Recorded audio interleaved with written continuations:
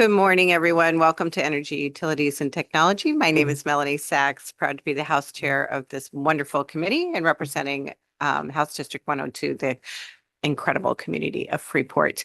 We will begin this morning with committee introductions, and today we will start on my left with Representative Runte. Morning. My name is Jerry Runte, and I represent parts of the towns of York and Wells, as well as the town of Algonquin. Morning, everybody. Matthew McIntyre, representative for House District 18, 16 towns spread over portions of 3 separate counties.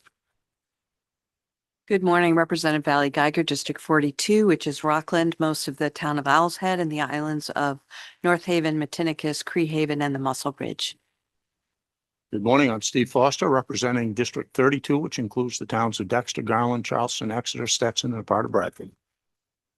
Hi, my name is Chris Kessler, representing part of South Portland and a smidgen of Cape Elizabeth. Good morning, Nicole Grahowski. I represent Senate District 7, which is 22 communities in Hancock and Knox counties. Good morning. My name is Reagan Paul. I represent House District 37 in Waldo County. Good morning. My name is Kilton Webb, representing House District 98. Good morning, everyone. Nathan Wadsworth. I represent House District 82, Southern Oxford County. Thank you all. We are joined as ever by our wonderful nonpartisan staff, Lindsay Laxon, our analyst, and Lynn Lacroix, our clerk. So for run of show today, folks, we will be having a presentation today by our own public advocate, Heather Sanborn, regarding standard offer service and competitive electricity providers. We will then, as a committee, consider whether we would like to report out a bill from this particular report, as one does. And Lindsay will go through that with us. Then we have a work session on 2038 for this morning. For this afternoon, we will be taking up LD 1730. We will not be considering LD 1966 this afternoon, but better, we have 3 final language reviews for Lindsay Laxon. So we will have a happy Lindsay Laxon at the end of our day. So with that being said, we welcome our public advocate Sanborn to make a presentation to us, and good morning, ma'am. Good morning, Chair Sachs and members of the committee. Thank you. It's nice to be here this morning. Let me share my screen. There we go. Great. I am really pleased to be before you today to present to you the results of a study that the OPA and the ERAC committee prepared, the Electric Ratepayer Advisory Council prepared over the last 7 months in response to the ability that we obtained last session by all of you through LD 860 to obtain additional data on the performance of the competitive electricity provider marketplace in Maine by being able to use data not just that is publicly available, that aggregates that market across a whole year, like the EIA data that's available, but to actually obtain more granular utility billing records in order to produce a better study for you. So we appreciate that LD 860 allowed us to have access to new data that we hadn't been able to obtain previously. And wanted to take the opportunity today to present the results of the survey to you. I've just pulled some of the tables out of the survey, out of the report in order to be able to present them and explain them. And then we do have a consensus recommendation from our ERAC council that the committee consider legislation to ensure that no LIAP enrolled utility customer is charged more than the standard offer rate for their electricity supply. So that's the recommendation for legislation that we think this report supports. So I will, without further ado, give you an overview of that report. The sources of information, publicly available data from the EIA, the Federal Energy Information Administration, had largely been the sources of our information in our prior version of this analysis. We recognize the limitations of that data because it's really all based on averages, right? It aggregates a whole year of billing, a whole year of usage, a whole state worth of customers, and that can hide variation. And so being able to have confidential data that was provided from the utilities, Versant and CMP, subject to a protective order issued by the Public Utilities Commission, was really the innovation of this particular study that was unlocked through LD 860 last session. So this is data that moves us beyond averages. The data is provided by the utilities, and that allowed the analysis to see a granular view of the actual kilowatt hour rates that were charged by each CEP to customers down to the zip code level for each of 8 particular months over the last 5 years. So we zeroed in on May and December of each of the years since 2021. We picked May and December because one is a spring month when utility rates are generally quite low. There's a lot of solar production, and natural gas demand is very low in the month of May. So that's a month when if we were seeing variability that was seasonal, that would be a good one to pick. December, obviously a winter month, one where we have heating load on the system, natural gas prices are higher and more volatile, those kinds of things. So we were trying to, without looking at every month and having too big a data set, be able to take some snapshots in order to see whether there was seasonal variation. And the way these data reports came in to our consultant were that the CEPs were actually listed out separately, as well as every separate rate that each CEP might have charged in a given month, and then the number of customers who were subject to that rate in that zip code, and then the amount of kilowatt hours that that group of customers use. So that allowed us not to get individual household data. We didn't want that, but down to the zip code level allowed us to have averages only at the very small level of a few customers at a particular rate with a particular CEP in a particular zip code. So it allows us to just drill much further into the data and really see what was going on. It also allowed us to distinguish between LIAP and non-LIAP customers within the data set. Each of the utilities, CMP and Versant, has a LIAP flag in their system, so they can tag customers effectively as either yes LIAP or no LIAP, and then we ask them to run this data set for us, bucketing those customers separately, so we're able to see the differences there. The reports, I should also say, include all customers, including those standard offer customers, so that we can see how many folks were paying standard offer, what the standard offer rate was that month, and all of that data as well, so that we can make a comparison between that, using that as our control. There are limitations of this study, and I want to be really clear about what those limitations are and why they exist. No data for this study was provided to us by the CEPs themselves. We did send them a letter in early November asking for particular types of data. And that letter is included in the report on appendix number 3, page 1, in your report that you have in front of you. No data was provided in response to that letter. And that means we don't have any data available to assign value to the differences between the supply products that are provided by CEPs and the standard offer supply product that the PUC procures. And that value could include the length of the contract, right? So if you have signed a contract back in 2024 and that was above market then, but now it's at market or slightly below market, right? You've protected yourself with some insurance against the volatility of the standard offer, and that has value. But it's not a value we can assess because we don't know how many of these contracts were for a long period of time. We don't know when they were entered into or what the rate lock period was. on the contracts because none of that data is within our data set. Is also at least one CEP in Maine that offers discounts on other energy products, namely home heating oil.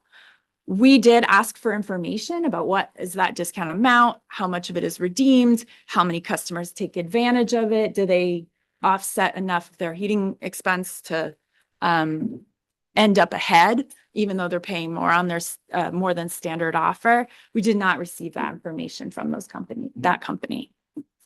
And there are also gift cards sometimes. This was a solicitation one of our ERAC members received for $100 gift card if he signed up for a contract with a CEP.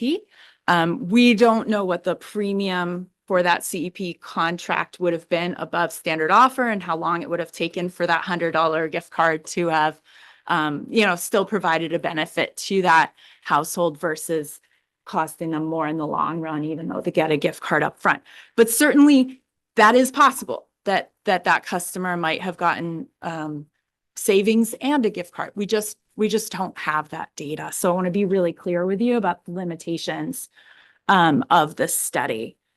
We also did solicit, as was required by the statute. We sent a letter to our standard offer suppliers, seeing if they had any feedback on the methodology in the study, and they didn't respond. So just wanted to let you guys know that aspect of the limitations of the study. The top line results is really no different from prior studies that we have conducted, which is that CEPs result in higher supply costs for Maine. We define the premium, and the concept that we really use throughout this study is the amount paid by a CEP customer that is above the standard offer price that was offered during that same period. So we sometimes refer to that as a premium or an overpayment. Again, knowing that maybe they're getting a discount on their oil, but we just don't have the ability to quantify or compare that discount. The total premiums paid by CEP customers over the last 9 years that were covered by this study is $156 million. So we then were able to use this new data set that we have to drill into some geographic analysis of the rates that folks pay to CEPs. And this visualization, I think, was particularly helpful. These are the county level results for May of 2025, which was the most recent period in the study. And you can see that the lowest income portions of the state, Hancock, Washington, Piscataquis County, are the counties that pay the highest percent premium to their CEPs. I will also pause here to note another quirk of this study is that Aroostook County has very, very few residential CEP customers. Their wholesale energy market, as you know, is connected to New Brunswick instead of to ISO New England. It's a less competitive market, and there are fewer competitive suppliers that do business in Aroostook County, very, very few. We actually had between 8 and 36 customers in any given month of the study. And that meant that the data wasn't statistically useful because it was such a small sample set. So that has been excluded from the analysis. We also sometimes hear the narrative that some customers, gain by entering into these CEP contracts. And for the first time, we were able, again, to go beyond the averages, beyond the aggregate, and really drill into how many customers wind up on the upside in a given month and how many customers wind up overpaying. I thought this was a really fascinating table because it shows that in every month of our study, there were more losers than gainers, and sometimes by a very big margin. So in the most recent month, again, there were 51,000 customers, bottom line of the table, who ended up paying more than they would have with a standard offer, and 8,400 who paid less than they would have with a standard offer. A ratio of about 6 to 1. LIAP participants are also a growing percentage of the CEP customer base. So if we look back to the beginning of our more granular data set here in 2021, you can see that there were about 3,600 LIAP participants who were CEP customers in that month. That's about 5.5% of the total CEP customers who were LIAP enrolled. And then in our most recent month in the data, 4,900 LIAP participants are enrolled with CEPs, and that is 8.25% of the total CEP enrollment. You can also see that over that same period, the total number of CEP customers in the state has declined somewhat, even as the LIAP participating customers have increased somewhat. And I think there are a couple of different reasons for that. I'm speculating here, as we have to sometimes when we see data like this. But during this same period, LIAP enrollment itself has gone up, in part due to the expansion of eligibility that this committee approved in 2023. So we do see LIAP enrollment overall going up.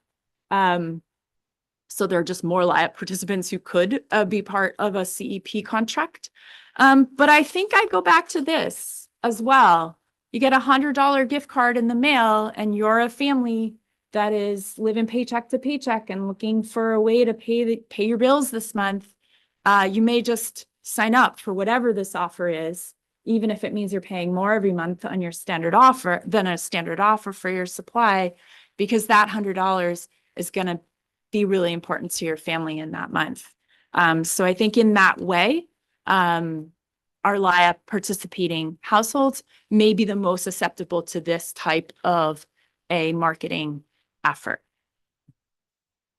The next table I want to pull out for you is the average overcharge per LIAP customer by study month and CEP. So one of the things that we did in the course of this study is that we did have a meeting with a couple of representatives from CEPs. And one of the things they suggested to us was that we should look at whether there were particular CEP companies that were overcharging LIAP customers more than other CEP companies. And so this was actually a table that wasn't in our initial draft of the report, because we thought that was a great question. Let's disaggregate the data, not hide anything in averages, and say, are there particular bad actors here, or is there like a general trend that LIAP customers are just paying more than standard offer? And so the green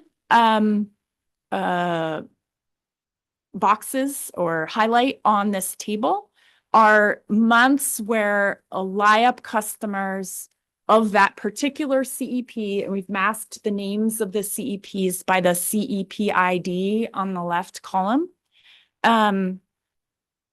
So are there particular, companies that seem to be a great deal for customers versus not a great deal for customers? And when we ran this table, you can see that in December of 2021, there were some CEPs that were offering below standard offer results for their LIAP customer base. And there are a smattering of other instances of that throughout the table. But that over the last couple of years, for example, there has been not a single CEP that has ended up saving their LIAP participating companies money in any of the months that we looked at. And again, these are just snapshots of different months over the last 5 years. And so we have then taken these snapshots of months and annualized them. And the way that our consultants did that was to assume that the May numbers would hold for about half the year and that the December numbers would hold for about half the year.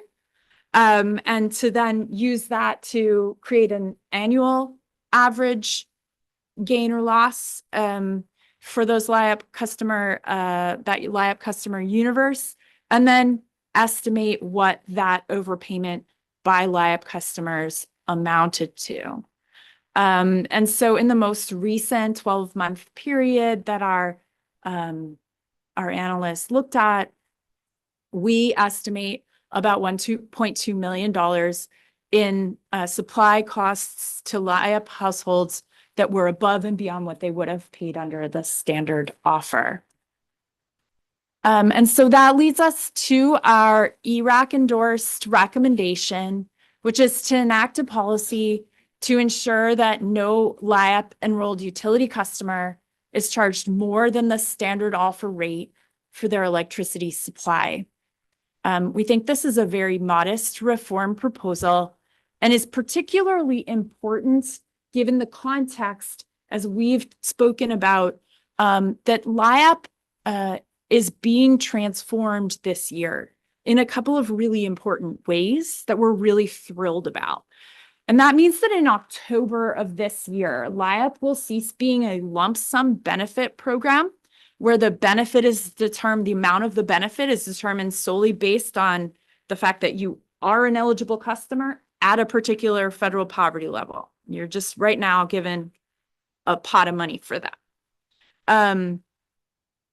Starting in October, it will instead become a discount percentage off of your entire bill. So if your bill is higher than it needs to be because you're enrolled in a CEP contract, then that discount will be less effective for your family. It will go less far because your bill is higher. But it also means that the amount that discount will represent in dollars is higher than it is absolutely necessary to be. And that means our support dollars can't go as far for helping other households or making sure that discount percentage is as generous as possible across the board. So we think this has real implications for the LIAP budget, and particularly given the monthly discount metric that we're shifting to. And that given that discount metric, participation in a CEP could actually wind up costing other ratepayers and other LIAP participants money. And that's our public policy rationale for this modest reform that we're proposing coming out of this study. So that's my brief overview of the study, and I'm more than happy to take questions and answer whatever I can about the methodology or about our findings. Thank you, Public Advocate Sanborn. Questions from the committee? I can get us started if you want. Representative Kessler, though, you have one? Thank you very much. So the first question was in terms of outreach to all of these folks, was it like an email to the companies, or what was the level of outreach? Yeah, thanks. So on in your packet of the report itself, Appendix 3, which is quite toward the end here, appends the letter that we sent on November 5th. And it specifically asks for particular kinds of data. So we asked for description of differences between the products and services that the company offers and the standard offer service. Monetary benefits, so describing and quantifying in dollars the value of any benefits that are offered alongside the CEP service. If there are discounts, what are the total discounts? And we did ask for those May and December numbers for discounts redeemed so that we could have sort of used them at least as a snapshot. Because we anticipated we would only get data from one or two companies, not the entire list of CEPs that provided service in Maine. But because we could have matched, or our consultants could have matched that against the CEP ID in our data set, because he did have that information as to which CEP was which, he would have been able to analyze that data, but we didn't receive it. We asked for low-income programs that the CEP offered, any multifamily building programs, residential multifamily programs that were offered, and any other feedback or observations that would have been helpful for this study. In response to that request, we got a letter back saying you should have asked us earlier for this information. And we said in response to that, we're happy to ask for an extension on the report. How much time do you need to give us the information? And then it was another month before we had a phone call with the folks that had responded to us. We did have that phone call. I thought it was incredibly productive. And at least 3 tables in the report were either added or analyzed as a result of that telephone call. Because as I mentioned in my presentation, there was a suggestion that we disaggregate by CEP to see if there were particular bad actors.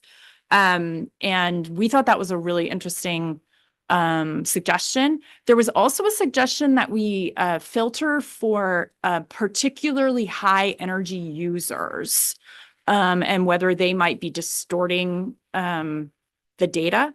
And there were some very high energy users in our data set. I won't speculate as to what they might be using that much energy for in a household in Maine, but perhaps you could speculate yourself if you'd like. But they were, we did double check with the utilities that they were all actual residential accounts and that there wasn't some, hallucination in the data.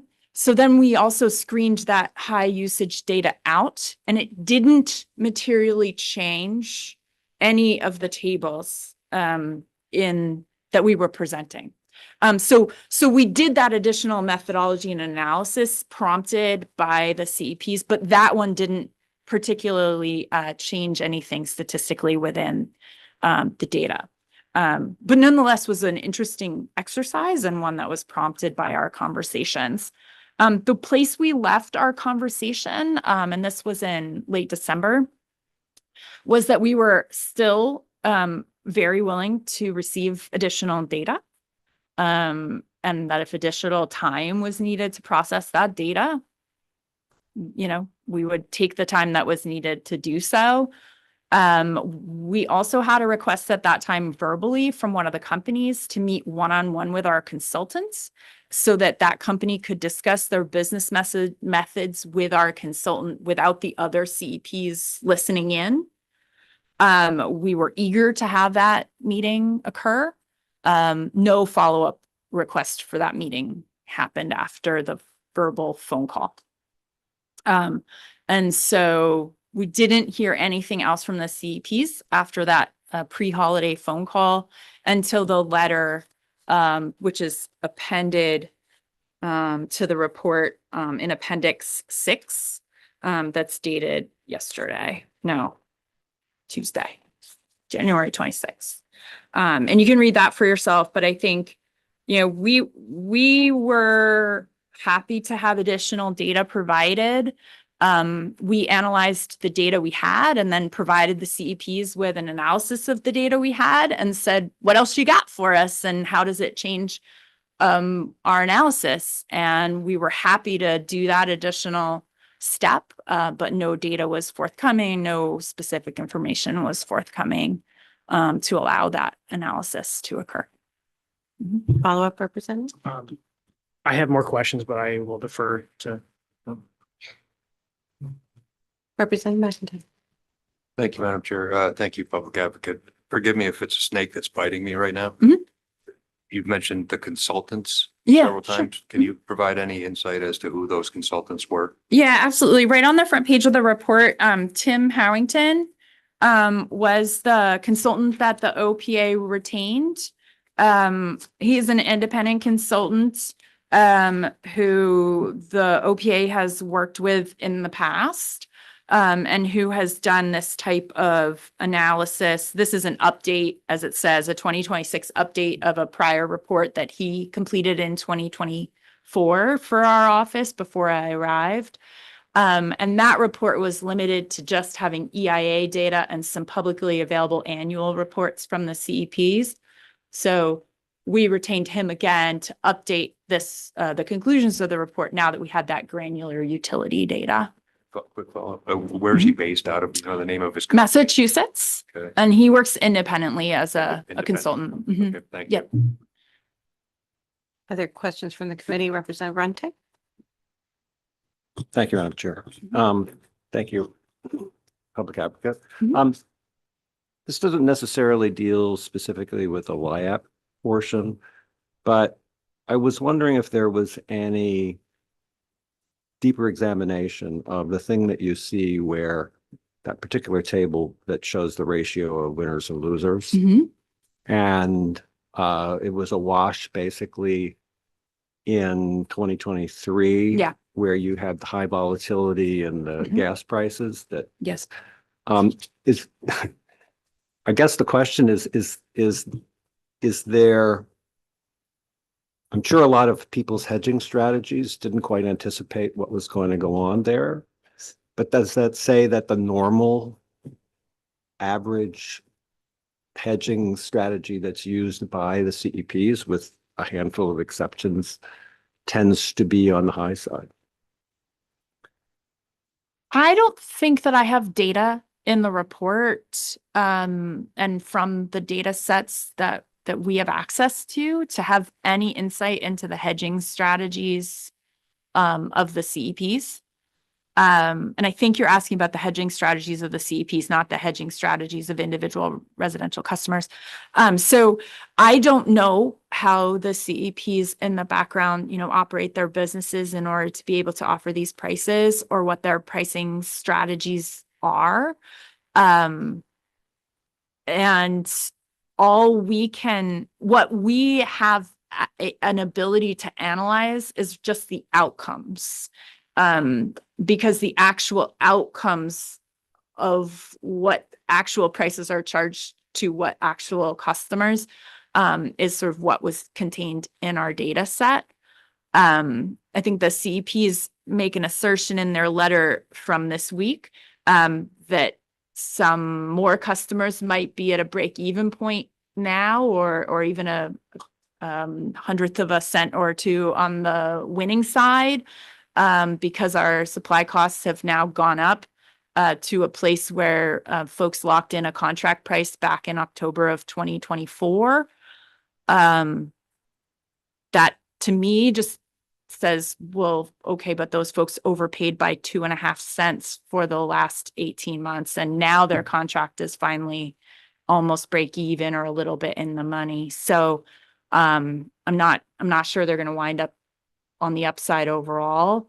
And certainly when I'm thinking about LIAP customers, and that is the policy recommendation, is to allow CEPs to continue to do business in Maine, but to protect LIAP customers from overpaying, and to protect, our public support funds in that way. But I can't comment on what the drivers are behind why the CEPs are charging this above SO level price month after month. Follow-up, Representative? Thank you, Madam Chair. Just one curiosity. It's one thing to say, let's say that if they enter into a contract with a CEP that it gets capped at the standard offer. What about the policy consideration of simply saying, if you're getting assistance, you take the standard offer? Yeah, I think that that is an option that the legislature could decide to pursue instead of our recommendation. Is certainly simpler to administer for the utilities. We decided, because we understand that there is a perceived benefit to freedom of choice, and there is always the possibility that a CEP contract could be for a lower amount than the standard offer. That our recommendation would be that if CEPs want to be out there doing business with low-income customers and want to consistently offer a below standard offer rate, we would welcome their participation in the market. And so that was the rationale for the particular more nuanced policy recommendation that we offered. Other questions? Representative Paul and then Representative Webb. Thank you, Madam Chair. Thank you for being here today. So I have a process question. I think is the best way of categorizing it. I'm hearing kind of two different things here. So in the beginning of your presentation, you said that the reason why CEP information was not included because you didn't receive it when requested. But then I'm reading the appendix attached letter here from the CEPs, and they're saying that, again, just there's two sides to every story. I just want you to help me out with this. So it says on November 6th, your office contacted them, and they are claiming that was for the first time and provided a near complete report without any analysis from the difference between CEP products and standard offer. So I guess my question is what's the timeline here? Was the report written before you reached out to the CEPs? What was the timing on that? Sure. So we received the, well, let me start the whole timeline, I think is important. So LD 860 passed with an emergency preamble, which allowed us to go petition the PUC for data. And that's all in public, and the CEPs were represented in that proceeding. So first we had to negotiate what the protective order would be. And then we had to actually litigate the question of whether we could get the data, which took another month. And then we got our order allowing the utilities to give us the data. And that was another several weeks before we got the data. So I think we got the data right around August. I don't remember exactly which Labor Day we got the data from the utilities. And so at that point, we didn't know what was in the data. We actually didn't know if it would show once we got to the granular level and once we got to the LIAP level that LIAP customers were participating. We didn't know. We had to look at the data in order to find out. And these are huge data sets, to be clear, right? It's every utility rate that was charged in the entire state by zip code. So very large data sets. I never opened the files. Like I don't do big data sets like that. So we got that data around Labor Day, and our consultant, basically what I call it, took a first slice at the data, ran it through sort of the best filters he could come up with. And at that time, it was very much zip code level. And he presented some maps to me, and I was like, I can't make heads or tails of this. There's all kinds of colors and all kinds of different towns. Like, what does it look like at the county level? Right? Because I wanted to be able to really visualize what was happening in a couple of the different ways he was slicing and dicing the data. So I think that was probably in early October that I saw a first, like, what does this data show us? And I still couldn't really make heads or tails of it. I asked a bunch more questions of like, well, what happens when you do this search query kind of thing of the data set? So then he provided at the end of October to us a second sort of initial slice of the data we had. And we looked at it, we said, okay, well, obviously this doesn't answer the question of the difference in the supply products. So that's when Sylvia and I drafted the letter that's in Appendix 3. And we said to ourselves, like, what information would we need in order to analyze the other things that are mentioned in LD 860, which is like the monetary benefits, discounts, additional features or value add of the products. So we drafted this letter, and, you know, do I wish it could have come out earlier? Sure. But like, we'd only had the data for less than 60 days, I would say, at that time.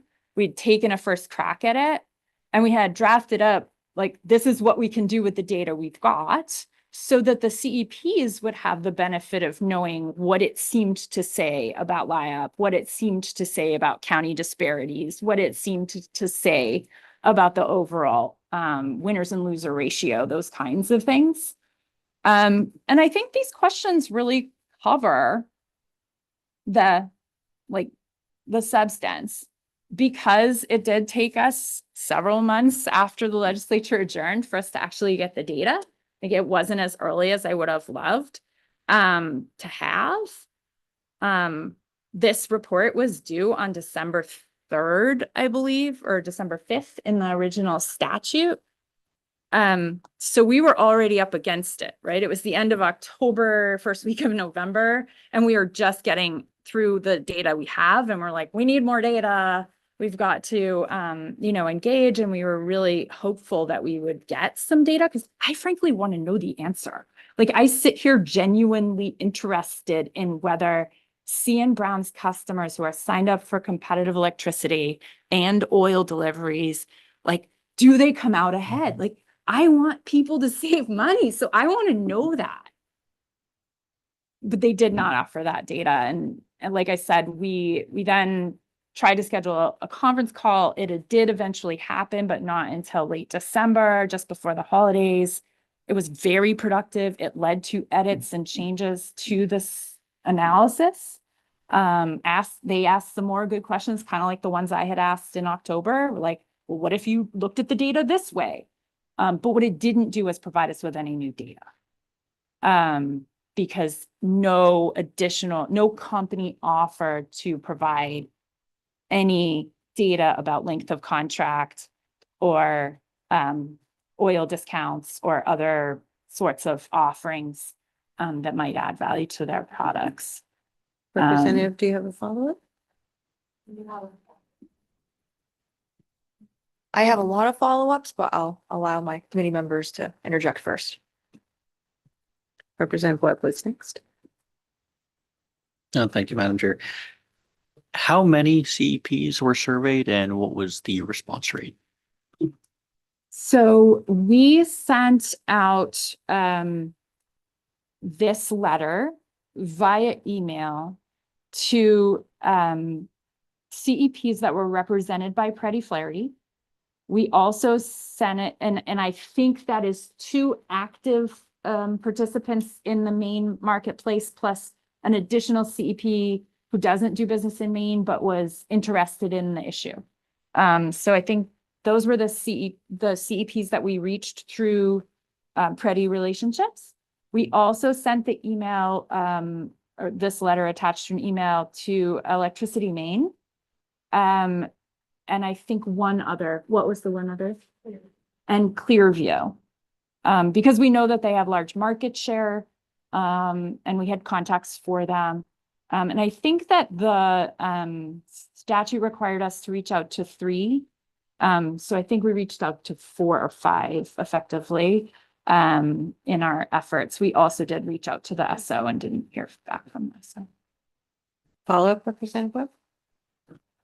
Thank you. I'm going to keep going with people who have not asked questions. So Representative Foster and then Representative Geiger. Thank you, Madam Chair. Thank you, public advocates. Yeah. Everyone. So I have a couple. First of all, Sure. You mentioned the time, which November, that's not very long ago in the terms of what goes on here in Augusta. No. But I believe in that, and I don't think you had it in your statement, but it did list that the CEPs would be, some number of them would be involved in the methodology of the study. Yeah. Did that not occur? Well, so this is how I describe it. The methodology of the study was we have this data set. What can we do with it? What can it tell us? Ask questions of the data set. And that was the approach. And so the initial slicing and dicing of the data is sort of how I described it. Was just like, let's see what we've got. What does it tell us at the highest level? It's not really a methodology, right? It's like what's in here? You know, what are some ways we can slice and dice it? And so we sliced, our consultant sliced it and diced it a few ways. And then I said, well, what if you did these other few ways? And so he did those. And then once we finally talked to the CEPs, once they got on a call with us in December, they said, well, what if you sliced and diced it these other 4 ways? And we said, great, we'll do that. And we did. And I guess I would just say, they also said, well, what if you considered value-added products like you're supposed to? And we said, yes, great, let's do it. Give us the data. And then we did not hear back. You had a follow-up, Representative Pop? Yes, I do. And then one more quick one. So to follow up with that. Yep. Discussing and determining methodology for the report, I would consider that would be something that would be done early on to look at what are the tangibles, intangibles, different things that the study needs to look at, not just at the late date in December, Yeah. deciding how should we look at this data? Is that Well, how so you determined to do that? I don't think so, because I think to the extent there was a methodological determination, it was really set in what questions, what will we ask the utilities to give us for data? Once you get the data set, I think the correct thing to do with that data set is to query it, right? To ask questions and then to get responses of that data set and then see what other questions that makes you think of. But it's a necessarily iterative process of analyzing data. Like our methodology was to analyze the data we received. I think that the data set itself, right, and what parameters were for the data set was really the methodology determination. And we provided a spreadsheet, an Excel spreadsheet template as part of our PUC docket filing that listed out how we wanted the data to be presented to us and at what level of granularity. But once that methodology was set, and that was set in the PUC docket in public, filed where some CEPs were participating as interveners. Once that was established, then we just have the data we have, and we literally asked it every question we could think of. We didn't predetermine what those questions would be. And then when the CEPs suggested additional questions, we asked those too.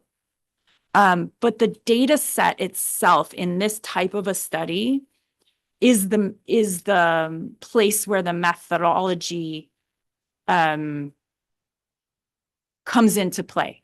Not the what can we do with this data, but the actual collecting of the data is the methodology aspect, I would argue, in this type of a study. Thank you. I would say, as somebody with postgraduate certification in business data analytics, I can certainly have a class for people if they would like on that afterwards. Representative Foster, do you have a quick follow-up for the public advocates? I do, and some of us also study data and data analysis in our previous lives. So on page 5 of your slides, slide 9, speaking of data. Yeah. The line for CEP ID 25, and again, and having been here for a few years now, I know that very many of these CEPs end up with higher monthly rates at the end of the contract period than when they start. But for line 25, this data for December, May through those time periods, which it is the one that has the most favorable green months, if you will, that row shows a savings of $23.28. Yep. So for this chart, did you differentiate between those who offer only electric provision versus those who have multiple, for instance, heating oil and other things? And if so, is it included in these numbers, the savings someone might realize from a gallon of oil during that time? Right. And you see what I'm saying? I do. To really see what this looks like, we would need to see the data across all 12 months of a year. But I'm going by just what you have here. Yeah, no, absolutely. So, as I said, the only data that we were able to use in this study was provided by Versant and CMP, and it's customer billing data for electricity. So I don't have any data about whether there was an oil discount associated with CIP ID 25. I hope there was, frankly. I think it would be really cool if the story here was we have a local Maine company that's doing awesome work and also offering oil discounts, and we should have more like that and less like some of the other lines on this table. That might be the story, and I could come back another time and present that report to you too. But I don't have the data to support that conclusion today. The data I have today suggests that the market is not benefiting low-income customers and is potentially draining dollars out of our public policy funding available for low-income assistance. Move on to Representative Geiger, who has not yet asked a question. Thank you, Madam Chair, and thank you, Public Advocate Sanborn, for being here. So I will leave the minutia of the study to those with more technical training and just move us back a little bit, which was, I believe, having served on this committee last term, that this is the second study that has come out of the Public Advocate's office indicating strong support for the idea that CEPs cost people much more money than they save them. I believe that Bill Harwood's recommendation at the time was that we disallow CEPs altogether. For various libertarian reasons, enough of us agreed that people should have choice. Mhm. So now we're back. You have another study, this time also suggesting that people are, in fact, the overall amount of savings is the exact opposite, huge amounts lost.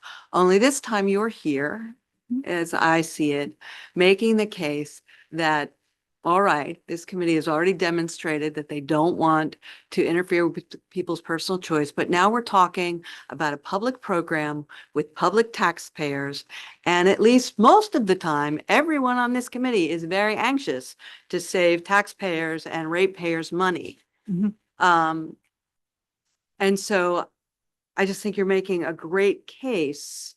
Do you feel like the data is strong enough to make the case that we should in fact be doing a bill that, while we continue to offer people the choice to lose lots of money on their electrical bills by choosing CEP, when it involves state funds, we will not enable that choice? That is the recommendation flowing from our ERAC meeting on Monday afternoon. And it is my personal recommendation as public advocate that I felt like that was incredibly supported by this study. And that it still leaves room for the possibility that a CEP that truly was saving customers money could continue to do that for all customers in Maine. Thank you. And I will note that my offer to go over methodology was for the CEPs, given the two letters, not you, Representative. Okay, I will go through one more round of questions from the committee. I'd like to add one, just a clarification question, if I could. Yeah. On your chart on page 26, I just want to make sure I'm understanding it, is the color-coded percent premium paid. Is that the premium percentage over the standard offer? So when it Yes. says 44%, 31%, I just want to make sure I'm understanding the chart Yes. correctly. Okay, thank you. So that is my clarifying question. We will go down the road one more time. Representative Paul. Thank you, Madam Chair. And actually, kind of a follow-up on Representative Geiger's question. I guess I want to make sure the information is whole and complete Mhm. before we make a recommendation for legislation of any kind, one way or another. And I guess I'm wondering how it can be a complete recommendation or report if the CEP data was not included until maybe not at all. I mean, kind of is how I'm looking at it. And I'm looking back at the letter that you sent. I guess before I continue with that, it was the first time you interacted with the CEPs for that information request. Was that November letter, or were there any previous inquiries? So I think, again, the CEPs were participants in the PUC docket. Okay.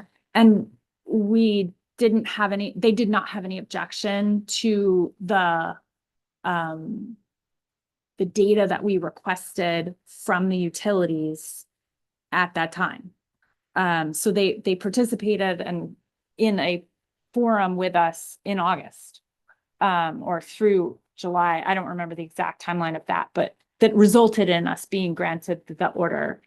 So that was all very public and something that, they had input on. They didn't, I don't think, have feedback on it because that's a data set that doesn't contain any of that information about the other offerings. Right. What LD 860 didn't do was require them to give us any data. Right? It only required the utilities to give us data if the PUC so ordered. It didn't require the CEPs to give us data. And without data, I just don't have any insight on things like contract length or oil discounts. I suspect we would never get a very robust data set because unless it were mandatory as a license requirement of a CEP, which could be another legislative proposal, but is not the statute today. Those CEPs are extremely hesitant to provide information on discounts that they offer, information on length of contract, information on pricing strategy, understandably, because they're private competitive businesses and they don't want their competitors to know what it is they're offering. So I get that. I just think it's unfair to then criticize an analysis of the information we do have and the quite modest policy recommendation that I think is well supported and flows from it because of data that we really have no hopes of getting. Because it won't be a complete data set no matter what, even if we got it from one or two places, which I actually thought we would. I really held out hope we could do like a vignette of a particular local company that offers oil discounts and be able to say like, this is like the model and it actually works, but we don't have the data to back that up. Okay, and I understand a lot of what you're saying there. I guess my follow-up question to that, I'm looking at your letter, the different information requests, I think there's 6, I think, total Yeah. here. Do you, looking at the data, when you sent that and when the due date was, I'm just genuinely asking, do you think that was enough time realistically to get that information back in like 9 days? We were up against it because of the deadline with December 3rd, but we also spoke to the folks at Preddy and before the letter was sent, actually, Sylvia spoke with the folks at Preddy explaining the timeline, explaining we were up against it. We were going to send them this request in writing. And, we needed a quick turnaround. We understood it was maybe jamming them up. And then we very much expressed flexibility that I was willing to ask the chairs for an extension, which I did. We're here a month, almost 2 months late presenting this report. And that was entirely because we wanted to get the flexibility and the breathing room for a robust response to our requests, and we didn't receive it. So we proceeded to finalize the report. Okay. Thank you. And I do note in your letter to the committee in December that you had offered to include vignettes if Yes. that were easier. Okay, Representative Kessler. Thank you. A couple questions, just on the data set here on the, on slide 9. What is behind the like long line of $0? What's responsible for that? Sure.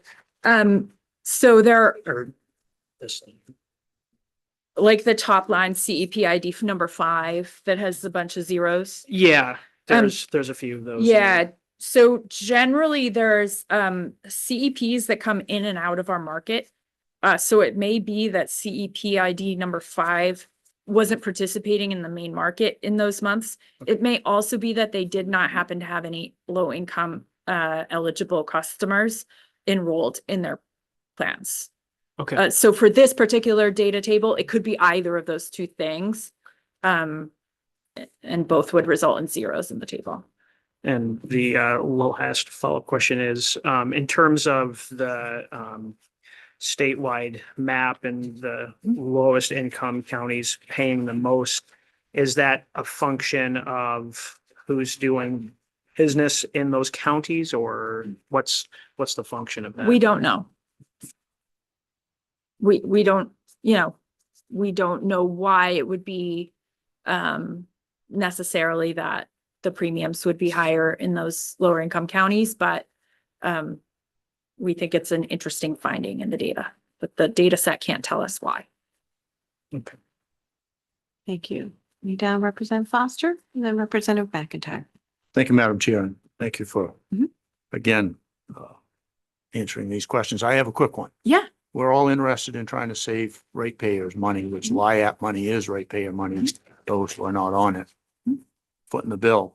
You mentioned earlier that you had to remove some data for some that we might call, you and I may or may not identify Yes. in the same way as extreme Yes. residential users that you removed from the database. Mhm. My question is, were any of those extreme residential users on LIAP? I don't know the answer to that specifically. I suspect some were. Right now, the program is lump sum, so it wouldn't have any impact because the amount of electricity you use isn't related to the amount of an LIAP benefit that you receive because it's a lump sum. However, there is a pending docket at the PUC right now for CMP to change their terms and conditions so that a very large user would get kicked out of the residential rate class. And if you're kicked out of the residential rate class, then you're not eligible for LIAP. Thank you, Madam Chair, for humoring me. Somewhat unrelated, is the Public Advocate's Office supporting that docket? Yes. Thank you. Always happy to humor you, Representative Foster. Representative McIntyre. I do. Thank you, Madam Chair. One quick follow-up back on the consultant Mhm. line of questioning. How long was this consultant actually engaged in this effort, and what was the approximate fee paid for his services? Can I get back to you in writing on that? Because I want to make sure that I have it correct. Because Thanks. it's like a specific dollar amount under a specific contract, and I want to make sure I have it exactly I correct. think you understand where I'm driving. I at, so do. It's I do. framework and. Yep. Okay, thank you. Before we move to whether we would like to vote out a bill, and again, it's not about the merits of the bill. Lindsay's going to walk us through if the committee would like to report out a bill so that we can talk about policy. Are there any other last questions regarding the report that you need for clarification? And I know Public Advocate Sanborn is always happy to follow up with those questions as well. We appreciate your time and care that you took to provide these materials today. Thank you very much. So I'd like to invite up Lindsay Laxon to talk with the committee, since there was a recommendation for this committee to report out a bill and what that process should look like, since this would be the first one for this session with this committee. Welcome, Lindsay Laxon.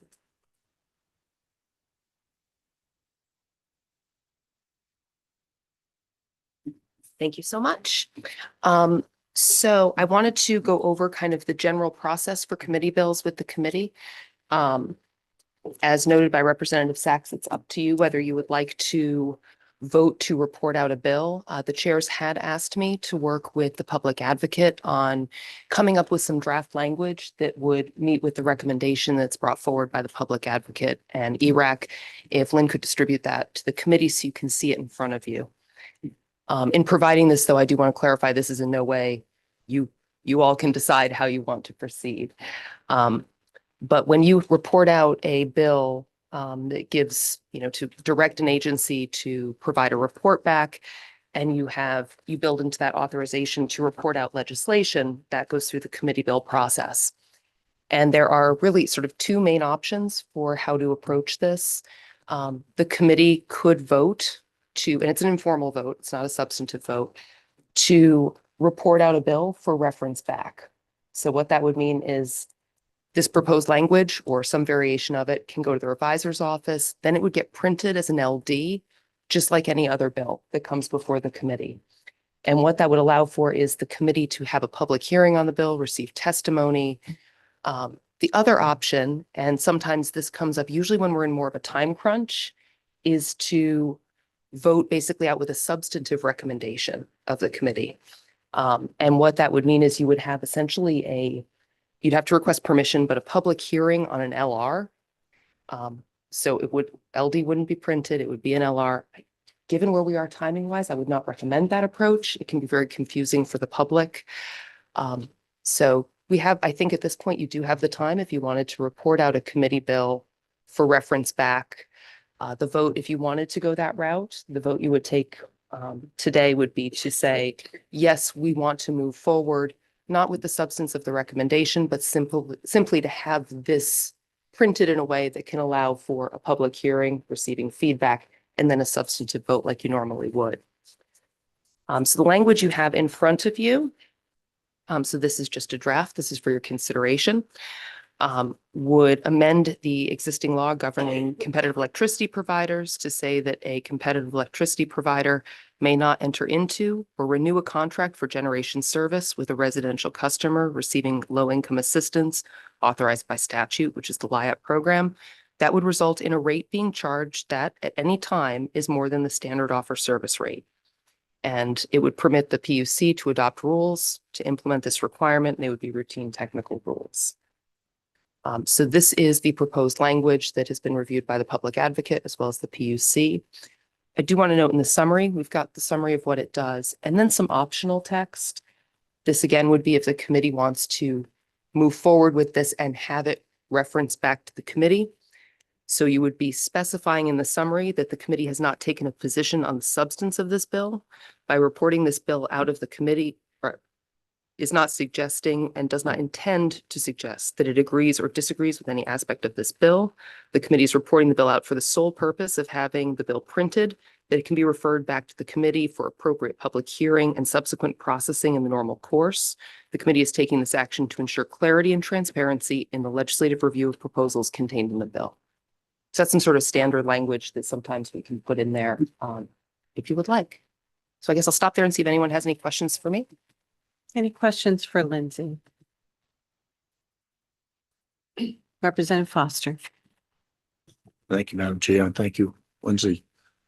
I'm just briefly wondering, I'll ask you to answer this, knowing that it may be much more complicated.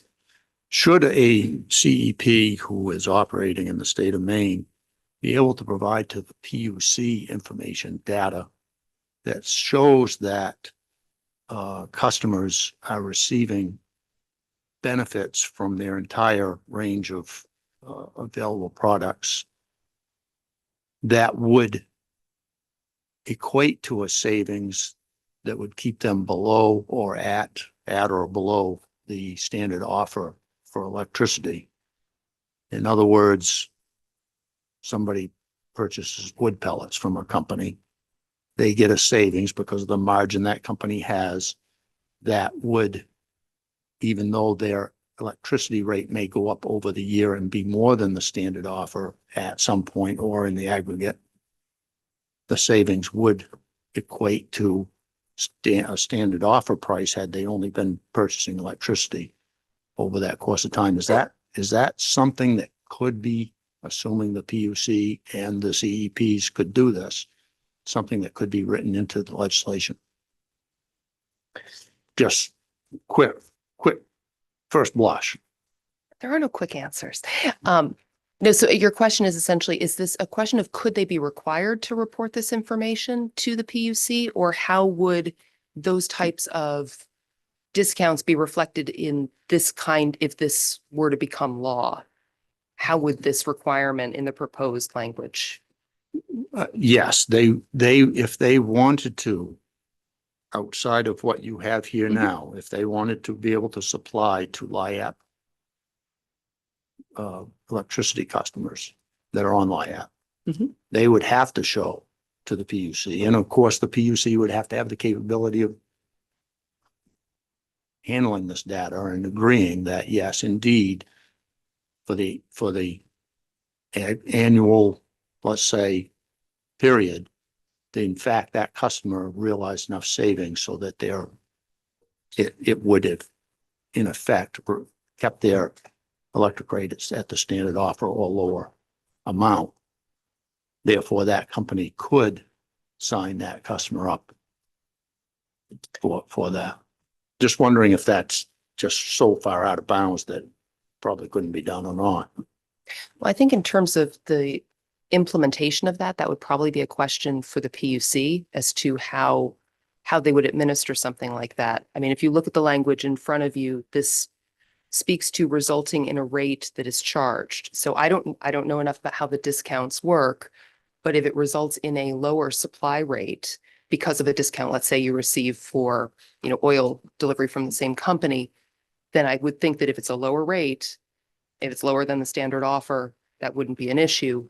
Now, if those discounts came in other forms that did not impact the rate, I don't think that scenario is captured here. Right, and certainly can be debated during a public hearing. Yes, Representative Geiger. So Ms. Laxton, building on Rep. Foster's thoughts, it seems to me that I would want to know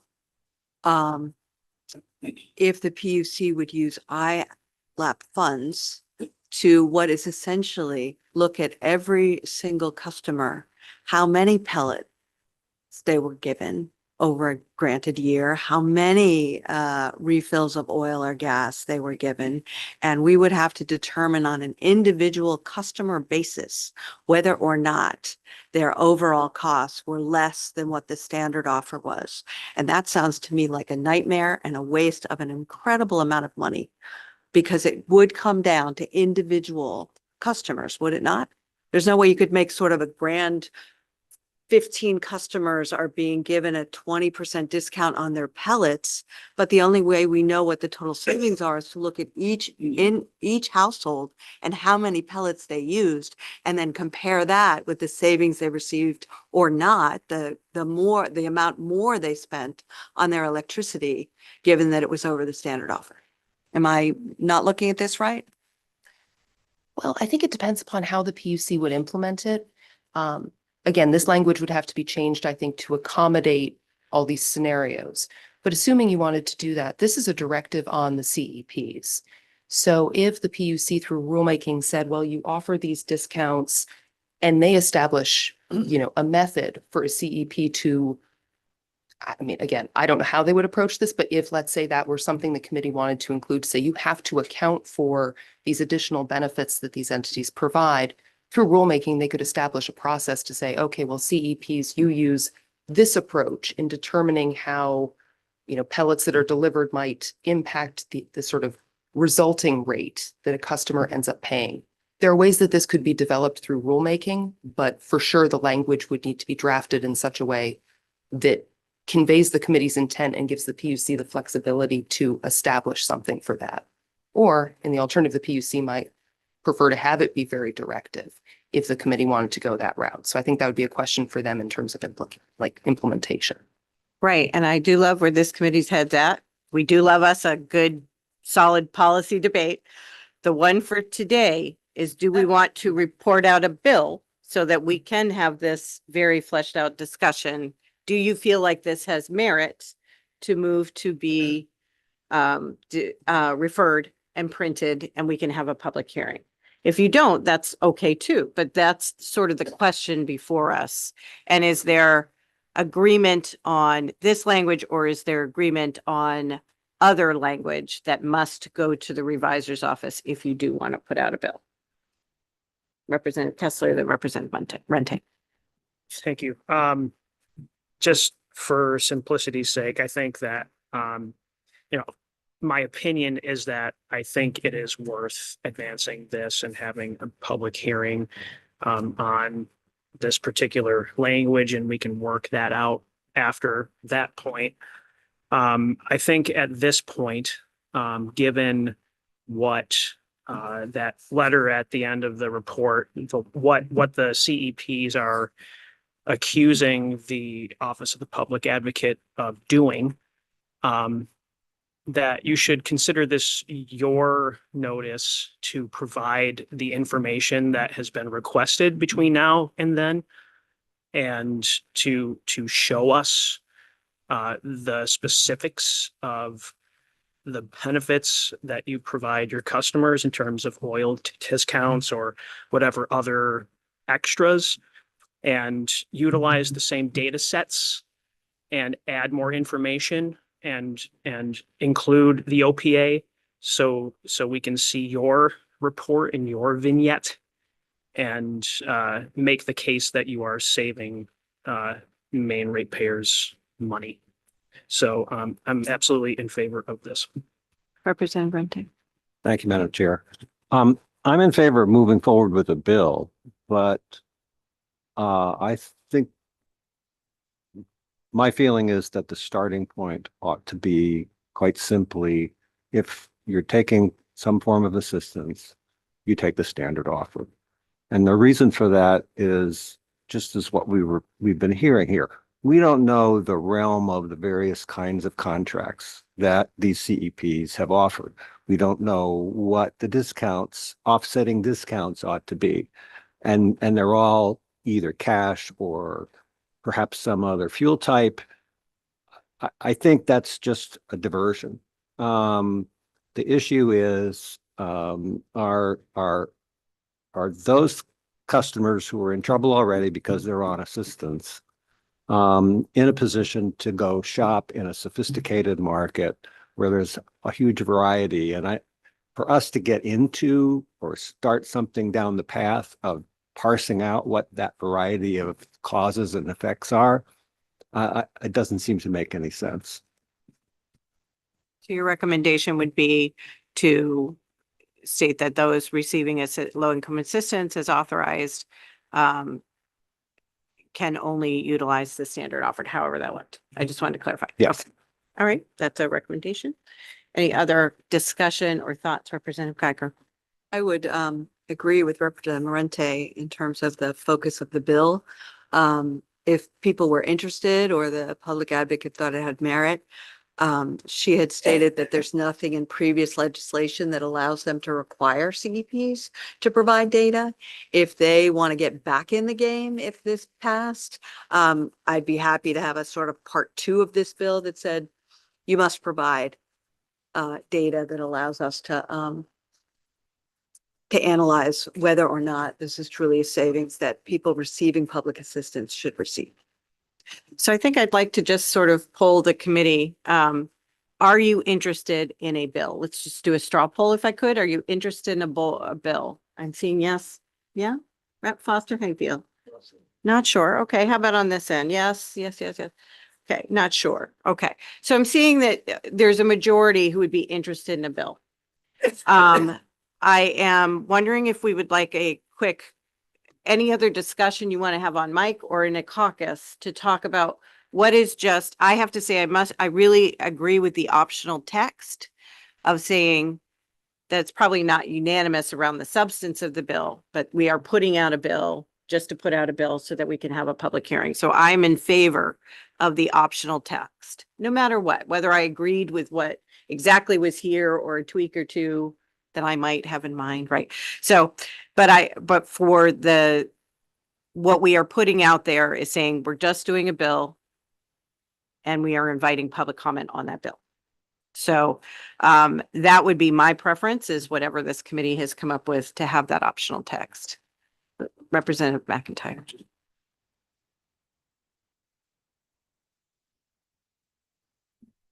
Thank you. That would be for hearing during the remainder of this second session. We're going to move forward and get something done for the ratepayers.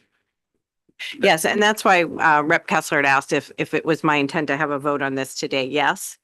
So that it can get referred, if we are doing a bill, that it can get referred, that we can get it back, have the notice and a public hearing. Yes. Then if I may respond, I am now more certain with that optional text because I think there's something there and it would need to be heard and worked efficiently with a focus on ratepayers. As we do. I agree. I agree with you entirely. Okay, so I'm seeing that there's overall some agreement that a bill needs to be done. How are people feeling about optional text? We like the optional text, okay? And so do we, and again, when the chairs asked for language, we literally just took it out of the report. And that's what we would have done with any report that came before us that the Billy wanted, whatever that recommendation was, put it in some sort of language so that the committee had something to respond to. What I am hearing here is, do we go with this language, or do you do Representative Rente and Geiger suggested something more defined of Representative Wadsworth? Yeah, thank you, Madam Chair. I prefer this language right now, and maybe we'll land where Representative Runty is. But at least it still allows a consumer choice, but preserves public dollars. So that's why I prefer what we have right in front of us. Other thoughts or comments before I do a straw poll on that? Representative Foster.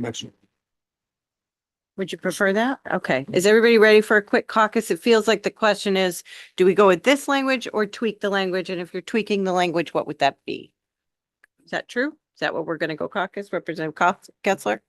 I just wanted to say, it sounds like we are like already moving into the work session of this future public hearing. So I just want to keep it simple. Yes. That's why I'm trying to define what we are going to go talk about. Do you like this language, or would you like something narrower? Or perhaps, I haven't heard broader right now, but so I'm going to ask you to keep it either this or sharper in terms of you cannot do anything but standard offer. Representative Rente. Thank you, Madam Chair. Threading the needle here. First of all, I agree with the optional text, but what if this top paragraph basically said that for the purposes of those customers on assistance, that CEPs only offer products that are capped at the standard offer? That is an option. I'm going to say I'm going to keep it to this for me. I think there's lots of nuance there that we could explore. I'd really like us, if we could, in your caucuses, to talk about X or Y, right? And then what do we want to put forward? And then I am sure we will schedule a robust time for a public hearing. Okay, I'm going to put us at ease for 5 minutes and then come on back, please. Thanks.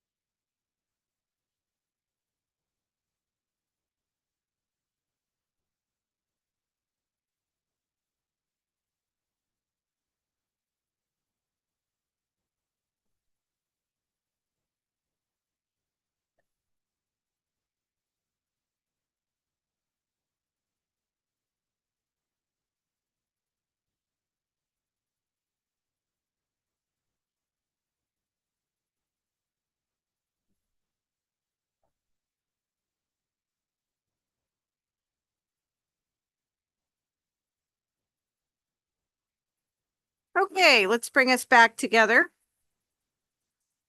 Representative Foster, did you have any comments about the language moving forward about what was presented to us under 4D from Lindsay? No, I think that 4D is probably something that is a starter for future action from this committee. I also like the optional text approach, which is somewhat non-committal. Thank you. Thank you. Which we love. Okay, so it feels like after conversations, and again, this is just a procedural vote, but it was helpful to have a senator in the room. Thank you, Senator Lawrence. And do you want to introduce yourself and say hello? I'll do it Okay, afterwards. there we go. You all know who I That, am, right? yes, exactly. So, so our discussion, the thing we'd like to do is procedural vote on this morning. It doesn't have to be super formal, but I would like a raise of hands around putting forward to the voting out a bill of this committee that is comprised of the language of 4D and then the optional text that was offered by our analyst. Can I get a show of hands of how many people would support that bill being sent to the revisor's office as described? I see that is unanimous. So thank you, committee, for your hard work. We thank the public advocate and the ERAC for the recommendations, and we look forward to a robust public hearing. So we will close that report presentation and bill and move on to the work session, turning it over to my good colleague, Senator Lawrence. Thank you. And as promised, I am Senator Mark Lawrence from Southern York County, representing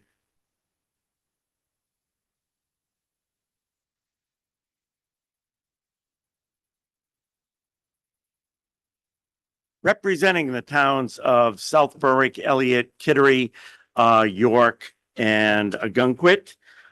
We had scheduled to start our work sessions at 11, but we're a little bit behind, which is kind of a surprise to me. But we do have a series of language reviews, which I know, do you want to do the language reviews first, or it's up to you? You want to do the work session? Okay. We'll do the work session, and then for this afternoon, we just have one bill on, correct?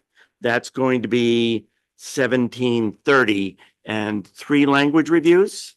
Okay, so depending upon how we do on this first work session, I'll ask the committee if they would just want to work straight and get it done before lunch, or they want to take a lunch break and do the work session and the language reviews afterwards. So we'll ask that. Be available. Okay, we'll ask that. Well, by the time we get through this work session, we may be at 1 o'clock. So let's work this first bill and see where we're at, and then decide what we want to do as a committee. Yep. Okay, so everybody should have the bill analysis for LD 2038 in front of them, an act to require main transmission and distribution utility participation in a regional transmission organization.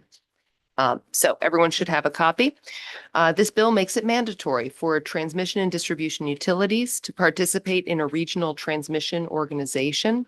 The bill provides an exception for consumer-owned utilities and for utilities located in an area of the state in which the retail electricity market is administered by the Independent System Administrator for Northern Maine. And this bill is emergency legislation. Committee had a public hearing on January 22nd and received testimony.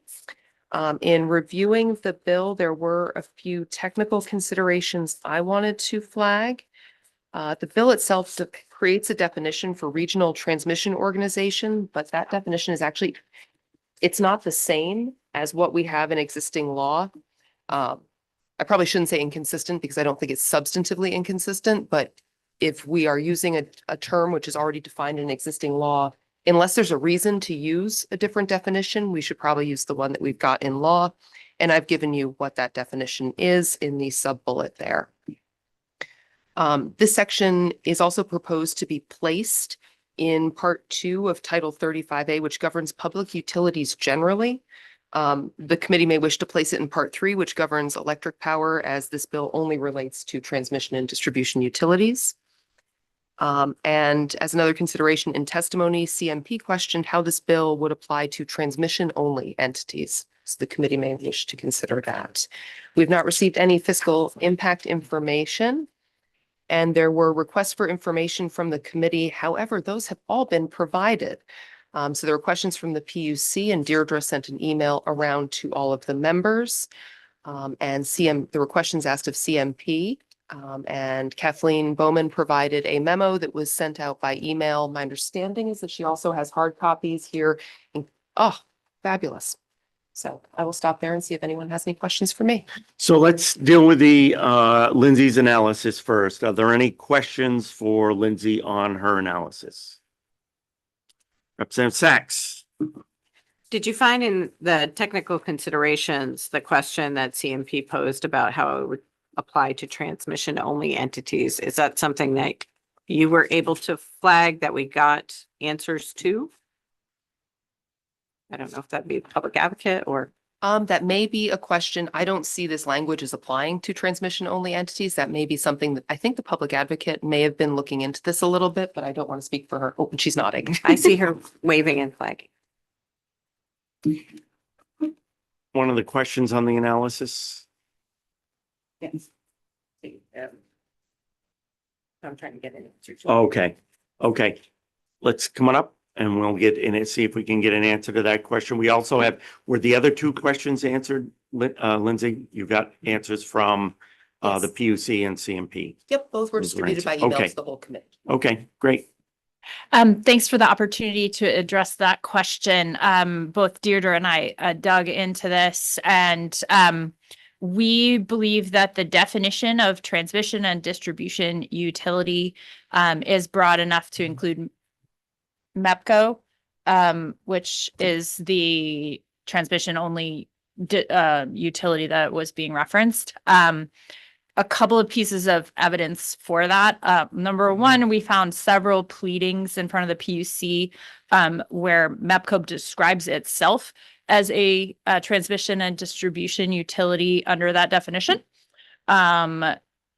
in its own petition to the PUC. So we felt comfortable with that assertion on the part of MEPCO in a number of prior cases. And then also, if you look carefully at the statutory language, the definition of transmission and distribution utility references the definition for transmission and distribution plant. And then the definition for transmission and distribution plant includes an or in the sense that you own and operate and maintain and a couple of other things, transmission or distribution and so the or opportunity comes in through the definition of transmission and distribution plant. Representative Sachs, a follow-up. Yeah, so this almost related to that, did you have any concerns about placing this in part 3 as opposed to part 2? So Deirdre brought that up yesterday as well. And we're ambivalent as to where it goes in the statute.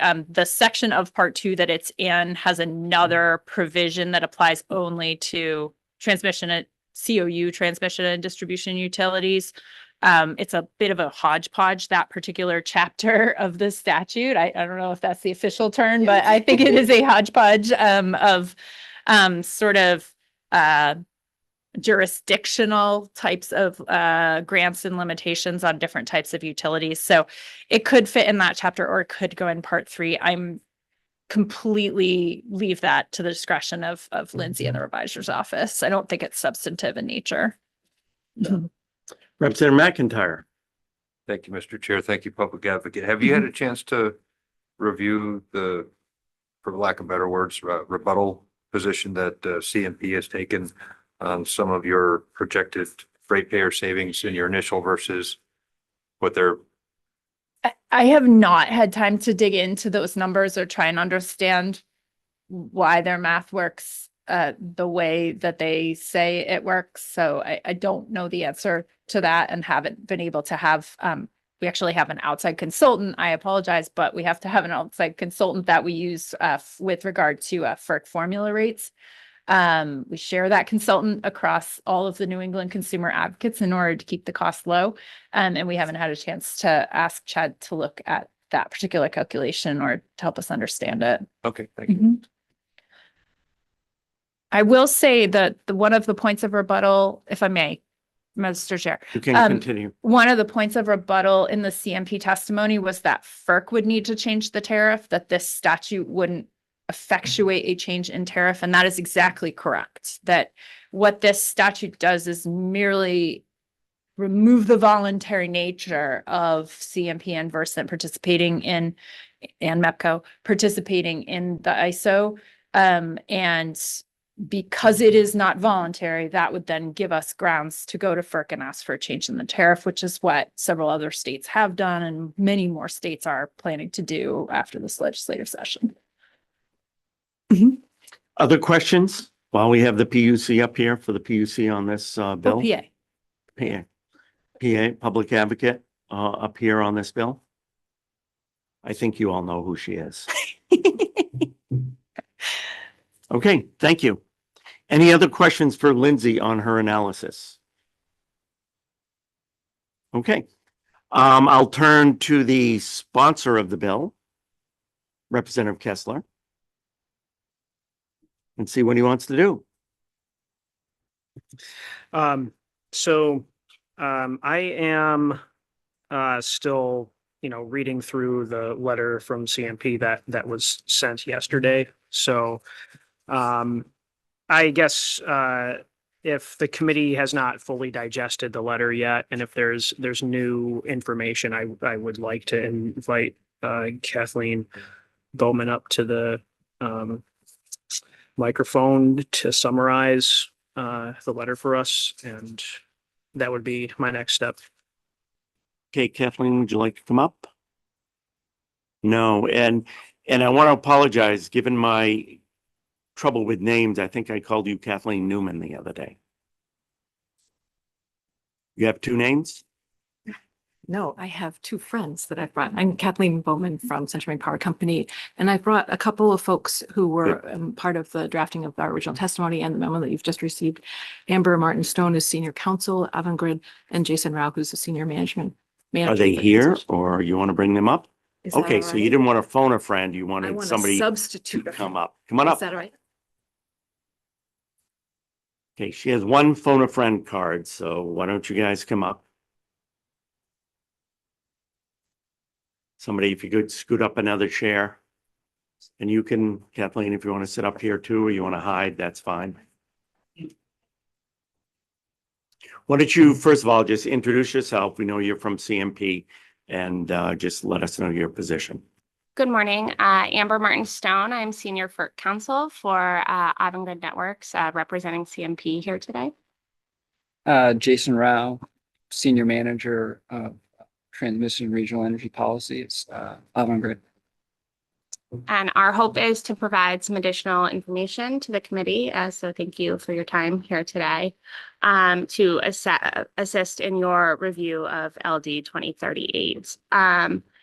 In the distribution CMP provided yesterday, we included some additional information on the FERC process and why we think the RTO incentive that CMP and other main utilities that own transmission and participate in ISO New England currently enjoy is part of a compromise among various stakeholders in the region that dates back to the early 2000s when ISO New England was established as the regional transmission organization for New England. That was a compromise among, again, transmission owners, ISO New England, as well as other stakeholders in the region. And FERC, as part of the decision by the transmission owners to turn over operational control to ISO New England, rewarded that decision, which increased the business's risk with a 50 basis point increase to their ROEs. That is a arrangement that is longstanding. It was approved by FERC in 2004. And importantly, that is an incentive that actually predates the Order 679 and FERC's general legislative adoption of the RTO participation incentive. So in the 2005 Energy Policy Act, FERC adopted a broadly available RTO incentive, but for CMP and other New England transmission owners, that incentive predates the broad policy that FERC adopted in its Order 679. We think that the bill faces some challenges when it gets to FERC because FERC will have to determine that the existing rate and the award of the RTO incentive for main utilities is unjust and unreasonable. And as noted in our distribution, in our letter that we distributed, that the risk associated with that transfer of operational control has not been underwritten or canceled by a directive that CMP and other utilities join ISO New England now more than 20 years later. And it's also not been ameliorated by the passage of time. I would like to my colleague Jason here to address the numbers that we've provided that differ from what the OPA has presented. Yeah, so you'll see there on the second page, we have a table that presents the OPA's results of their calculation of main customer savings of a bit over 400,000, and then seeing our calculation of 70,000, and go through detail there on what's driving that difference. But it boils down to the way there are other incentives that CMP has for certain projects. So MPRP has incentive from FERC for that project, given the risks of building that project at the time. But the full amount of that incentive is not realized today because FERC has a cap on the total ROE you can earn on any particular investment. And so what that means is that, if the 50 basis point adder for participating in ISO New England goes away, while that would reduce the total amount of incentives for, say, the MPRP asset base, the total incentive is, it totals 1.75%. It's in there. So that would drop to 1.25%. But actually, the total incentive for that project is still capped at 1.17% because of this FERC cap on total ROE. There's a range of regional ROE. And so what that means is that for MPRP investment and revenue requirement for collection on that project, there would be no change in terms of the rate reduction because that project return would still be hitting the cap. Anything else you want to add before we grill you? Okay, any questions for CMP? Representative Kessler. Thank you very much for being here today. I am wondering, can you describe what those risks are and how, or what makes it more riskier in the status quo versus if CMP had maintained operational control? Sure.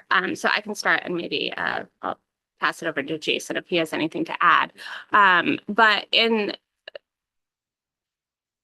simple terms, CMP is the entity that is regulated by the state of Maine and is directly responsible for providing safe, adequate, and reliable service to Maine customers. In transferring operational control of our transmission facilities over to ISO New England, we have shifted the control of those assets, which are essential to delivering electricity to customers, over to a third party that is independent from CMP and over which we exercise no control. That is a transfer of control that is not, done in any other type of industry across the nation. So it's very unique to the energy industry and to the RTO model in particular. And in relying on an independent third party to assist us in performing our obligation, that inherently increases the risk of our operations. Yes, you may proceed. In physical reality has that ever resulted in like major infrastructure damage, or conversely, has it resulted in greater visibility to prevent risk? That is not a question that I can answer as the lawyer. I can get an answer for you. I just don't have a history of our system operations to support a response. Representative Sachs. Thank you very much. So if I'm understanding your memo, that taking this action with this bill, which just allows the state of Maine to apply to FERC for removal of this, you're saying that's immaterial because it won't actually do anything because we'll just recoup it someplace else. Did I have that correct?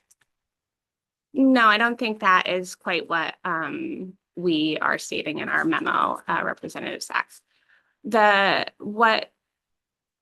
think there's two things that maybe your question is getting at. First is the way that the incentives work for certain assets within our overall rate base, and the impact not being 1-for-1 with a 0.5% reduction, because other incentives will step up essentially and fill that place up to the ROE cap for those assets. I think in that case, yes, elimination of the RTO adder would not impact for MPRP specifically, as shown in our table, would not impact the earned ROE or the total ROE for those portions of our asset base.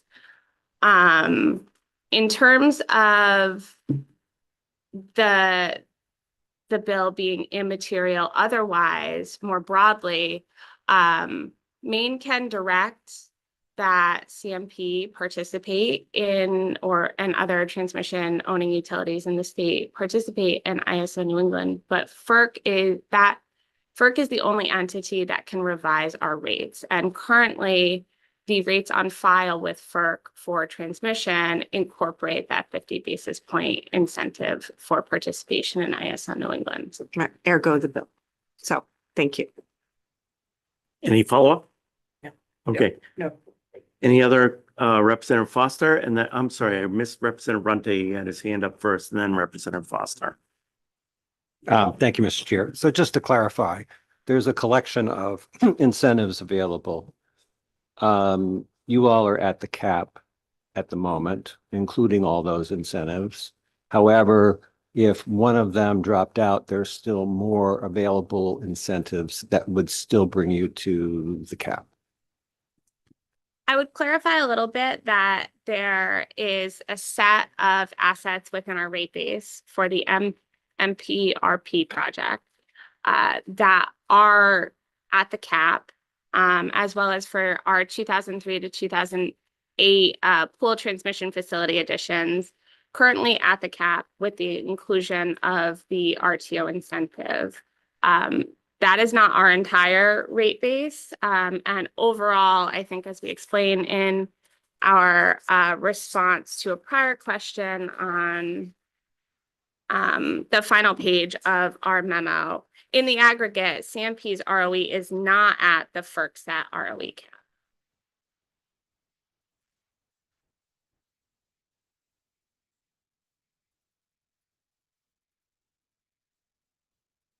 Well, then I'm Follow-up, Representative Yes, sir. Runte? Yeah, a follow-up. So you're saying that there are specific incentives applied to specific projects, but you have a portfolio of projects that with incentives don't take you to the cap. However, there are individual projects that aren't able to make full use of the incentive. So if you drop the adder off, then those particular ones would fill in the slot. But you nonetheless end up with a portfolio of projects and ROEs that get you below the overall limit. Yeah. Yes, I believe that's Okay. correct. Yep. Representative Runte? Just to follow up on this question about risk and control.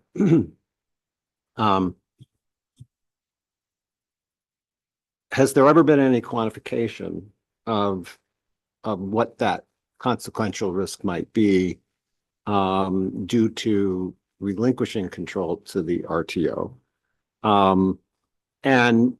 And is there any kind of understanding of the financial consequences of retaining control and therefore being disconnected or not fully in coordination with the RTO?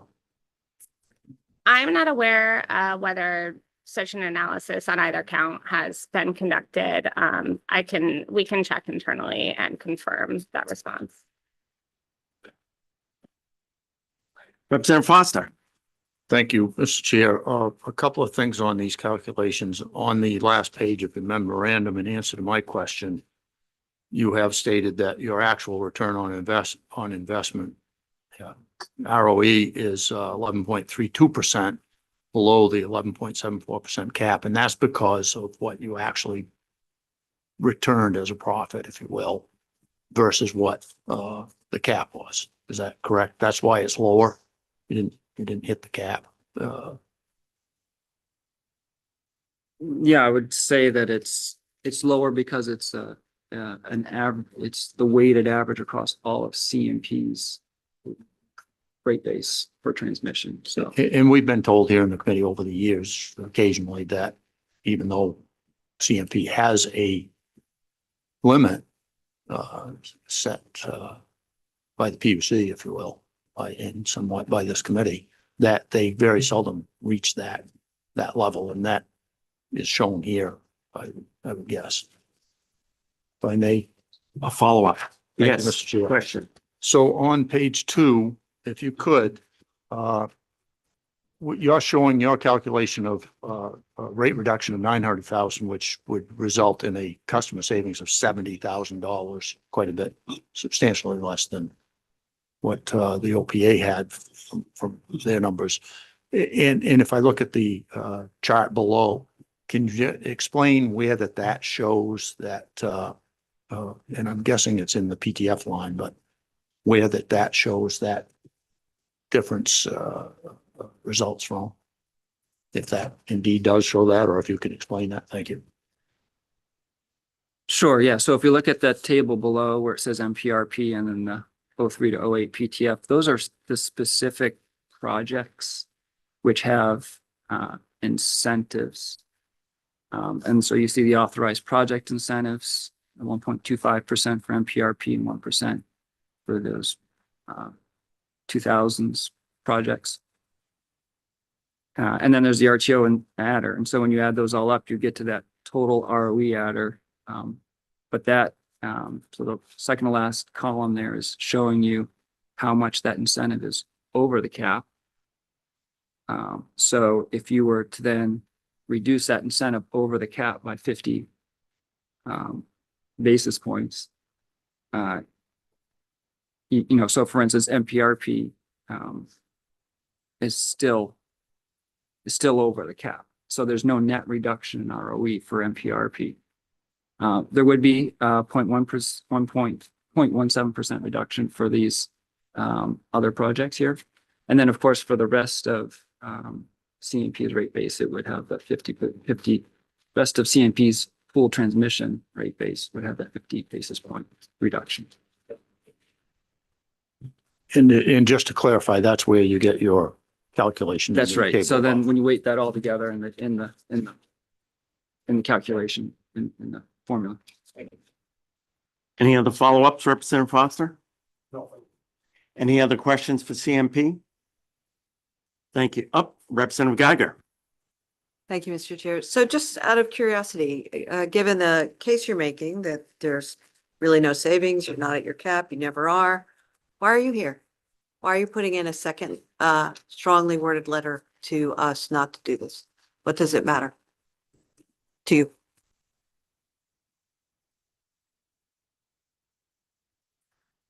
I think for one, we just wanted to clarify the record in terms of the customer savings, just so that folks are aware of what the customer savings would be. And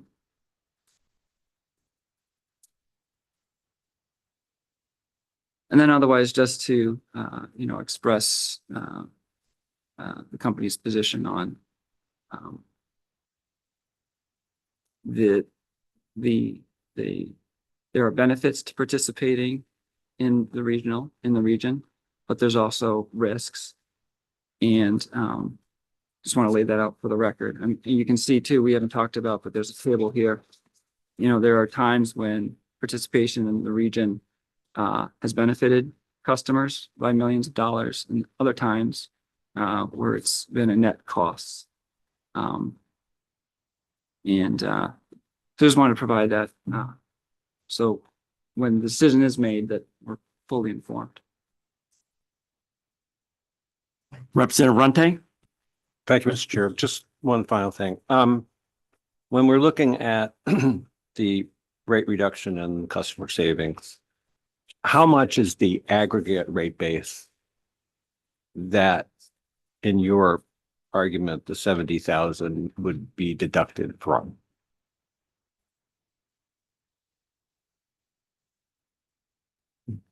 The revenue requirement. Yeah, so I mean, that is the full transmission facility rate base, so the regional transmission rate base. Mhm. I don't have that number in front of me, but I can get that for you. Okay, what the actual amount is. Right. Okay. Any other questions for CMP? Thank you very much. Thank you. Representative Kessler, what do you want to do? I would like to opine for hours. Well, I so- think, that would be in tradition with this committee. Yes, yeah. So No, feel so- free. so- Make it a vignette. Yeah, yeah, let's make it a vignette, yeah.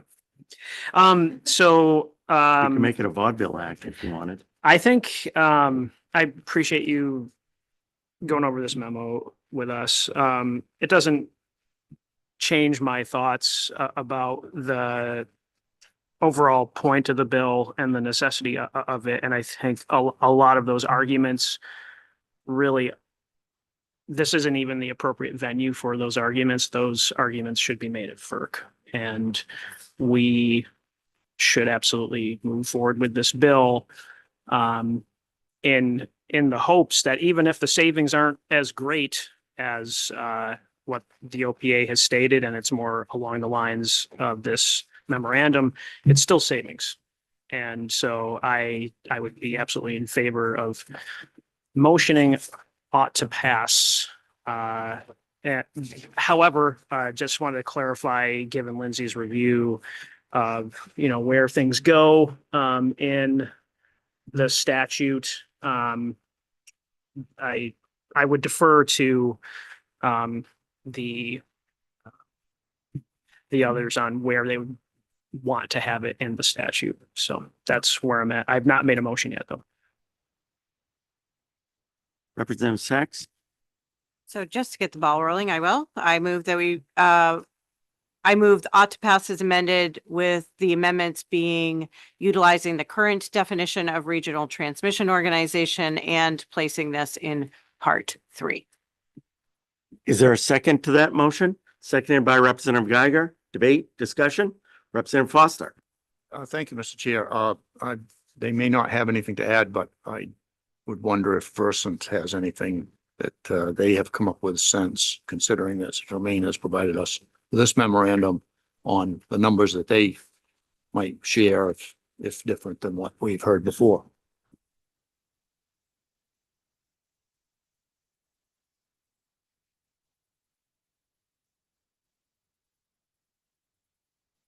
Thanks, Representative Foster. James Cody on behalf of Versant Power.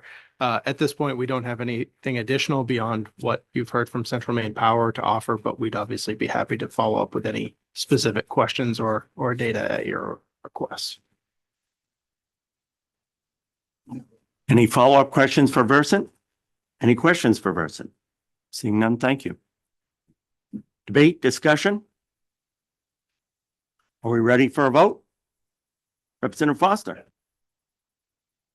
Okay, we'll break for a 5-minute caucus. Committee will be at ease.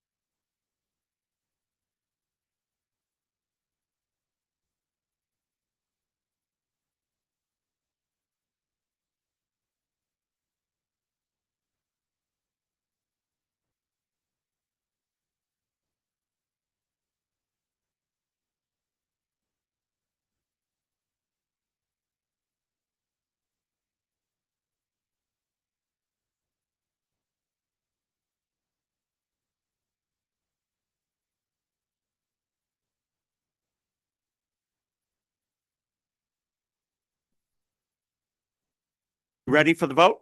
Yeah. Representative Foster. Thank you, Mr. Chair. I have a question if I could for public advocate. Come on up.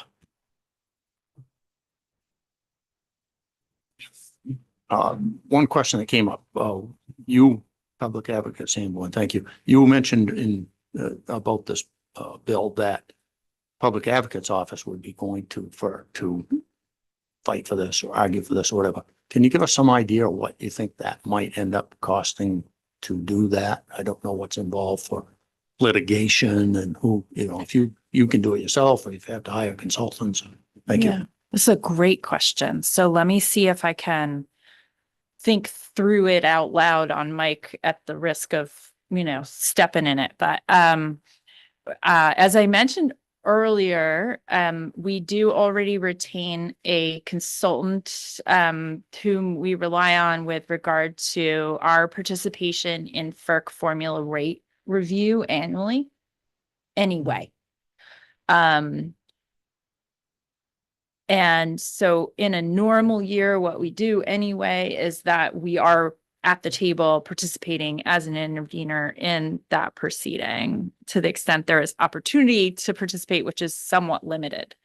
But we have also litigated previously issues related to FERC formula rate setting around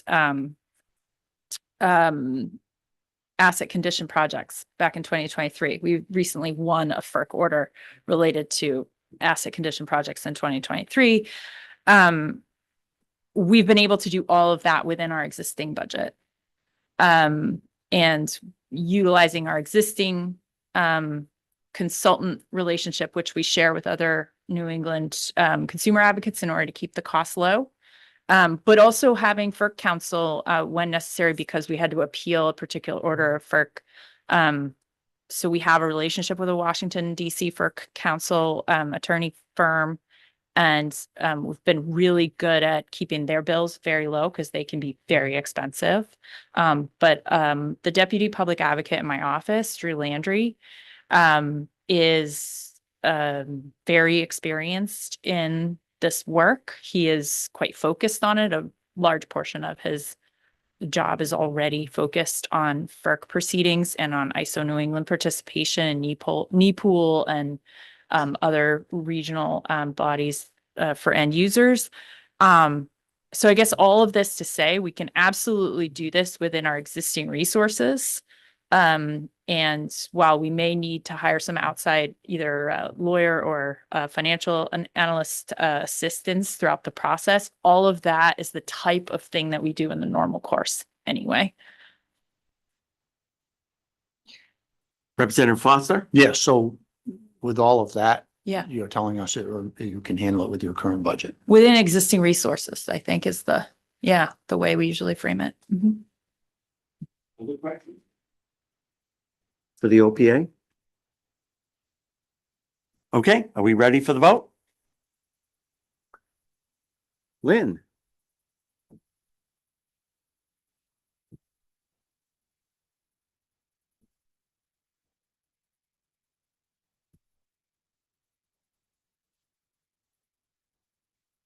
All righty.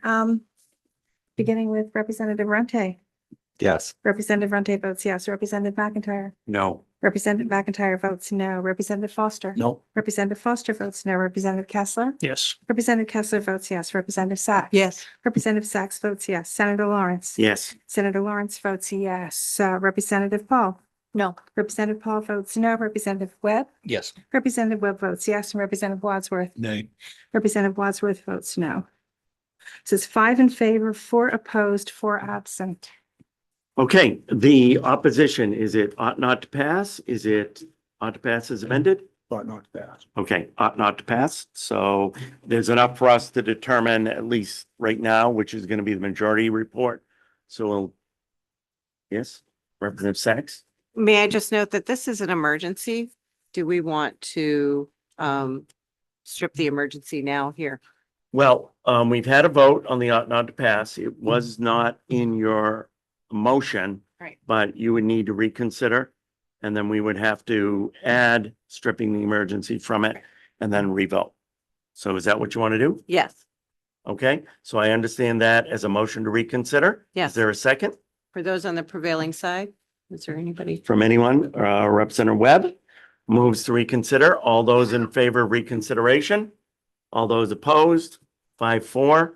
So we're reconsidering. Do you want to amend your motion? Correct. To add to the previous motion that we have language stripping the emergency. Okay, so everybody clear, we're voting on a different ought to pass as amended motion now? Is there a Stripping out second? the emergency? Is there, I will ask since you made the motion, I think it was Representative Runte who seconded that motion. Do you accept that as a friendly amendment? Yes. I'm sorry? Geiger, Representative Geiger, where did she go? Okay, well, what's that? Why don't we take this as a new motion then, and I'll have Representative Kessler second it. So we have a new motion on to pass as amended. Stripping out the emergency. Any debate or discussion? Lynn, come on back up.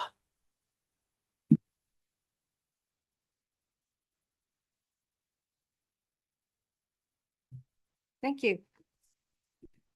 With this time, why don't we start with Representative Wadsworth? No. Representative Wadsworth votes no. Representative Webb? Yes. Representative Webb votes yes. Representative Paul? No. Representative Paul votes no. Senator Lawrence? Yes. Senator Lawrence votes yes. Representative Sachs? Yes. Representative Sachs votes yes. Representative Kessler? Yes. Representative Kessler votes yes. Representative Foster? No. Representative Foster votes no. Representative McIntyre? No. Representative McIntyre votes no, and Representative Runte? Yes. Representative Runte votes yes. The same, 5 in favor. So, the majority votes, ought to pass as amended. I'm assuming the minority is still ought not to pass. Is that correct? Yes. Okay. And we don't know which is ultimately going to come out as the majority, but, we'll see how people vote. So that ends the work session on this bill. We're going to be at lunch for 20 minutes and back at 1 when Senator Grohowski is going to be here. She has other bills she's working on in committee, so we need to take it up right at 1, and that's going to be our only last bill. And unfortunately for Lindsay, she's going to have to wait on her language reviews till after we're done with that bill. Readies.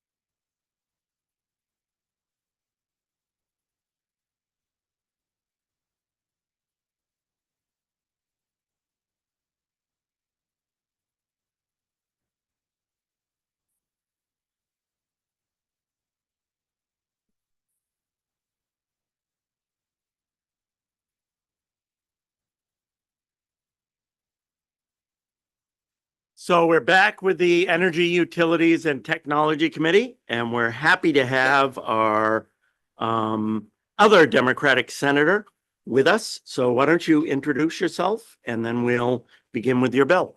Thank you very much, Senator Lawrence, and I'll happily introduce myself for the second time today. Oh, As you I were- was the senator You who were enabled here this earlier? meeting. Well, thank to, you very much. So start to you don't begin have with. to then. We'll go straight to your bills. And it's LD 1730, an act regarding the beneficial electrification policy of new title. It was the act regarding the beneficial electrification policy of the state, but according to a new amendment, it's an act to make small, portable, plug-in solar generation devices accessible for all Maine residents to address the energy affordability crisis. And Lindsay, have you done an analysis on this bill or the amendment yet? Well, I've done a bill analysis for the committee on a prior version of the amendment. Okay. Everyone should have in front of them, though, a copy of the most recent sponsors amendment. This was literally just distributed to the committee. It's dated January 29th. And so all the members should have it, and I'd be happy to walk you through it. Okay, so you know enough about it to walk through it? You I'll do my drafted it? best. Yes. Okay. I think Why what- don't you go ahead, Lindsay, and then I'll turn to Senator Grohowski after that to explain why the changes were made. Excellent. So what I'm going to do is give you a high-level overview of some of the changes, and Senator Grohowski can certainly clarify some of the pieces. The overall structure of the bill is the same, but the first thing you'll notice is the amendment that was distributed for the public hearing included 3 sections that directed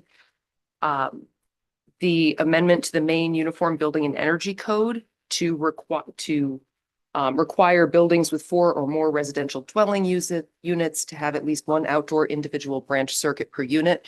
The sponsor has stricken that language, so this bill does not result in any changes to MUBEC.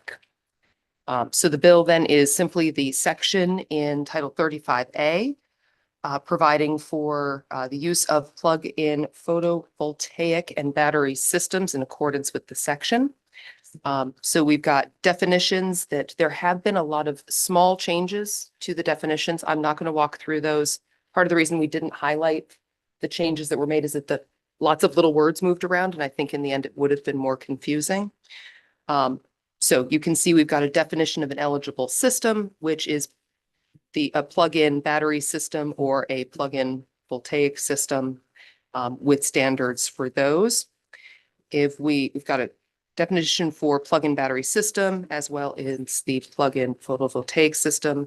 I did want to flag under that definition at the work session, I believe at the public hearing as well, there'd been some discussion about standards for shutoff for inverters that are used with these systems and sort of amount of time before the shutoff occurs. So the sponsor amended the definition to provide that systems that can be used in accordance with this section must be configured to shut off after 0.2 seconds if power is disrupted. So that was a change to that definition.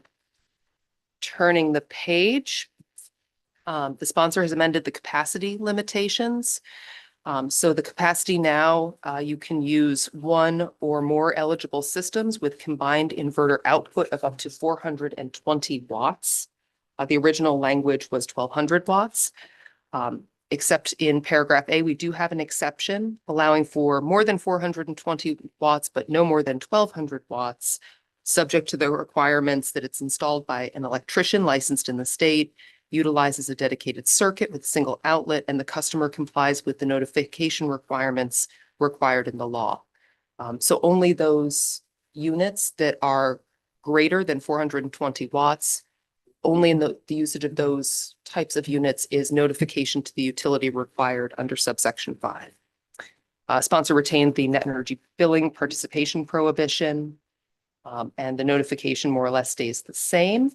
And then the last major change is there was a provision in the last amendment which governed the insurance treatment of eligible systems, and the sponsor has stricken that from the bill. So I will stop there. Senator Grohowski, tell us more. Well, I think Lindsay did a really fantastic job, A, redrafting this and B, explaining it. I'm happy to answer more detailed questions. I will just say, I think the most salient changes based on feedback from the utilities and talking with other folks familiar with these systems was that differentiation at 420 watts, so that the smaller units are not requiring an electrician or notification to the utilities, and then the 421 to 1200 watts do require a little more regarding electricians, installations, dedicated circuit, et cetera. So I think that's one of the major changes. The other major change I would say is that we're now referencing the Underwriters Laboratories Standard 3700 rather than what was in here before, which was, I think, their standard that was specific to the inverter. And that's because the UL 3700 is basically the emerging framework for plug-in solar. And so as that is updated, as we expect it will be, those updates will be encapsulated and we won't have to amend the law. And that would be for the whole system as opposed to only the inverter. So I think that that was a good improvement that helps keep the legislation evergreen, if you will, to borrow from our House chair, without having to go in and tinker with those if they were to rechapter the inverter standards or if they were no longer relevant. So, and just to highlight the three safety protections that are really prominent in that UL standard, if folks are interested, there's the overcurrent protection, which prevents circuits from being overloaded. If a solar adds more current to the existing unit that branch unit it's on, circuit that it's on. So overcurrent protection, touch safety, ensuring that you wouldn't have accidental contact concerns and electrocution, and then the ground fault and feed protection, keeping the current from flowing in the wrong direction. So that's just a highlight of sort of what's embedded within that standard, since we wouldn't want to define that in statute. I'm happy to take other questions. Just wanted to give a little more information on those two changes. Questions, Representative Webb. Thank you, Mr. Chair. I'm not sure if this is a question better suited for you, Senator, or for our investor-owned utilities, but I'd like to hear more about what the thought process was and how we came to the Section 5 on the notification for output exceeding 420 watts.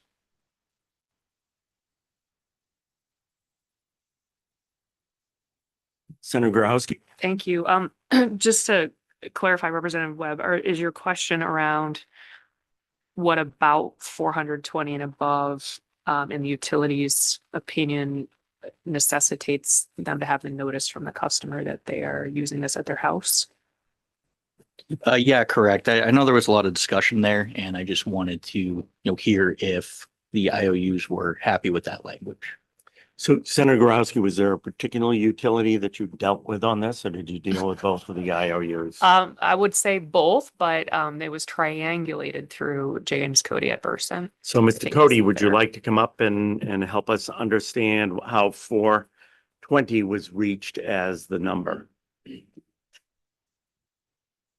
Did I say 420 or 14? They were happy. Did you put them all in a hat and just pull one out, or?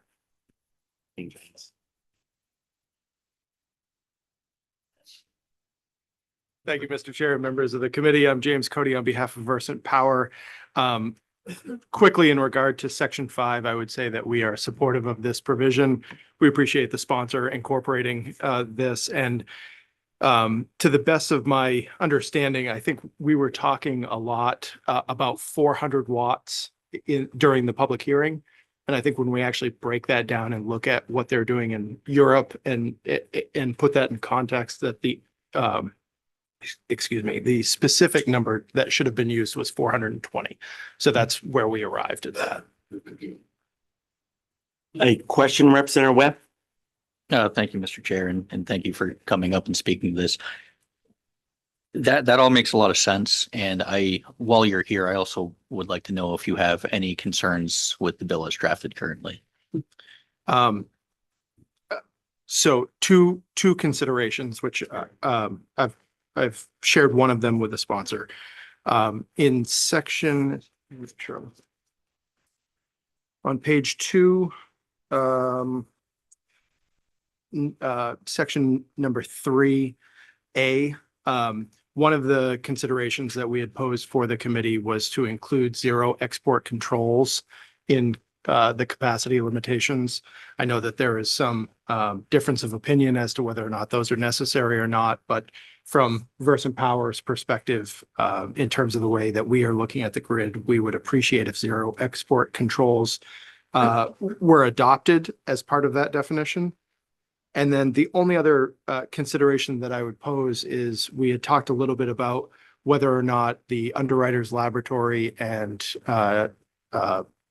NEC standards should become sort of the law of the land once those standards are finally adopted under those two entities. So that's a consideration for you all, but at some point those standards will be finalized, and should the state then adopt them as our standards as well. Senator Grahowski. Thank you, Chair Lawrence. I think that, and Lindsay, feel free to correct me, we were intending to do that latter bit in the definitions, 1A and sub 1 there, saying basically any applicable other standards developed by the underwriters laboratory or the NEC. So the goal was, as those become relevant, then you've got to be locked into them. Understood. Yes, and I think I missed maybe the intent behind that, but I see where you're trying to go. So if that is the case, and as those standards become further adopted, I think we'd be comfortable with that. Any other questions for Mr. Cody? I'm just taking a picture of my dog of the day. Sorry. I can Any jump other in. questions? Yeah, for Mr. Cody, right? For And then Mr. Cody or the Yes. dog of the day? the Mr. Cody. For Mr. Cody. Although- Sometimes I am both of those things. I will not, I was not going to comment, Mr. Cody. Turning back to the legislation at hand, I'd like to get out of here before 5 o'clock, folks. Under authorization, and this will be a question for the sponsor as well. It says may install and operate one or more eligible systems. So both to the sponsor, number one for Versant, is there any concerns if somebody had a 400 and then with proper a 420 and then with proper notification, et cetera, have a 1200 as well? Or if there were two 400s that you had no notice of, had you had any conversations about the one or more eligible systems under number 2 on page 2? Yes, well, Or if the sponsor would like to speak. I wondered at first, did the utility have any conversations with you? But I'm also happy to have the Senator sponsor. Grahowski? Thank you. I would just point out that the way we drafted this, it's the combined inverter output. So once you've gotten over the 420, the combined kicks in and then you're in a different regulatory structure. So that's really the crux of this sort of additive. And then the combined could never be more than 1200. So you couldn't do a 1200 and then a 1200. Can I ask, Representative, go ahead. so where is that combined? So you mean in 3? So because it's combined inverter output of up to 100 to 420? Yep, the language is in, it's in 3A. So it's saying the first part is up to 420. We're not worried, but when you get to the next part, if your combined is above that. Okay, any other questions for Mr. Cody? Representative Foster? Thank you, Mr. Chair. Thank you, Mr. Cody. As far as Versant is concerned, I'm not right up to date on my home state statute codes, but I believe that homeowner is allowed to do a lot of their own electrical work in their home. As a matter of fact, would you agree that I can stop at Home Depot on the way home, pick up a 10,000 watt generator, take it home and hook it up myself without any regulations saying that I can't without an electrician? At the risk of not being able to confirm, I would generally agree with that, yes, but I'm unaware of anything that would prevent you from doing that. Thank you. But you're not advising him to do that, I am correct? certainly not advising him. We just have to have the disclaimer run across the bottom of the screen. Any other questions for Mr. Cody while we're here? While he's here? Okay, great. Senator Grahowski, do you know where you want to go with this? Go ahead. We're in work session, so you're now on the witness stand, Representative Foster. Representative Foster, I appreciate your comment, and I'm wondering if maybe, because if I think about, a solar system at this time that's larger, that's going through the interconnection process, a person could self-install that, but ultimately they need to have an electrician sign off on it. I think the same is generally true with code enforcement. You know, you can do your own electrical, but the code enforcement officer is going to ultimately look at it. A person could pay a master electrician to come in and take a peek to make sure it was done correctly, et cetera. I'm wondering what you think about maybe not using the word installed, but another word there where there's clear that an electrician has been involved in some way to check that it's done correctly, but a little less prescriptive around who has to actually do it. Because I hear your point around homeowners' general rights with electrical work. Foster? Yes, thank you. That's brings up a lot of points. First of all, I believe that there in fact have been solar panels, some fairly large, installed by homeowners and connected to their system without having an electrician review that. Secondly, I think that if you have language that allows somehow this to follow state statute, I would be more content with it. My understanding is that a homeowner has the right to do their own electrical work as long as they have a licensed electrician review and pass off on the entrance connection that eventually the utility will install meter and box. That's what I've had to do in the past. And I think that my concern here is that I think we're putting something into legislation that goes around that or gets in the way of that. So that would be my concern. One reason if I did oppose the bill, I would. And again, I just bring up, I can get a 22,000 watt generator. And yes, most of us would have to have an electrician install that. Many would have to have them at least confirm that it was installed correctly. But we have a lot of individuals that, and I think some of us sitting on this, in this committee could actually hook one up and be safe and everything. So I just don't want to get to a point where we're adding something into the statute that's not already there. Thank you. Any other debate or discussion? Representative Kessler and then Representative Sachs. I was just wondering, when it comes to the notification process, how are you envisioning that occur in reality? Like, is this going to be something where they just pick up the phone and say, "Hey, I've got this," or like how might that play out?